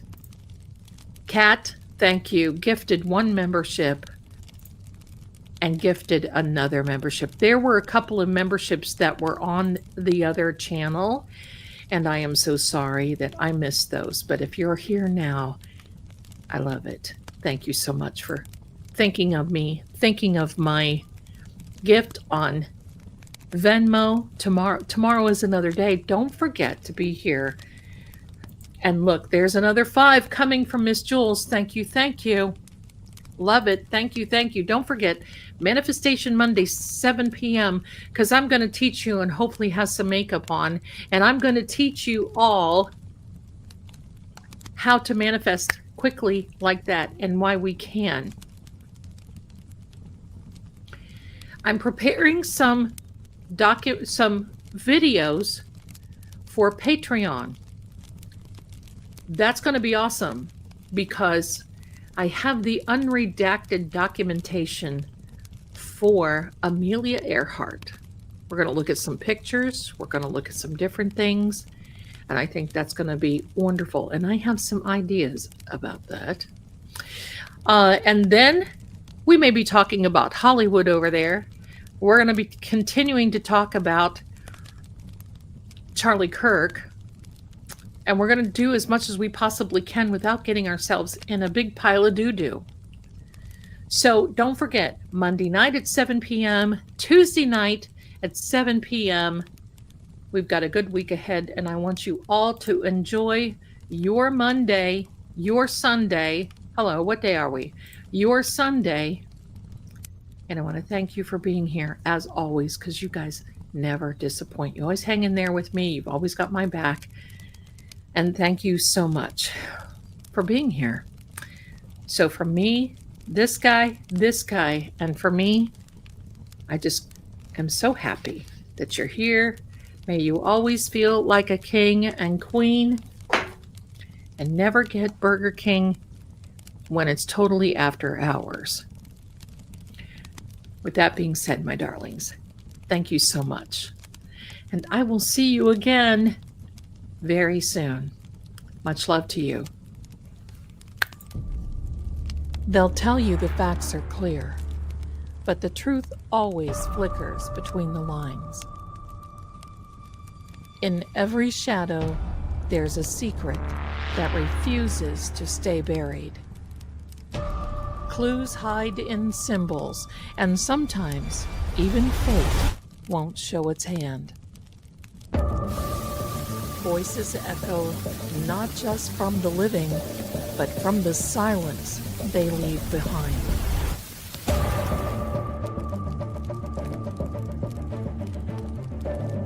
I'm Lady Zelda. This is Seeing Crime, where what's hidden doesn't stay hidden for long. Until next time, keep watching.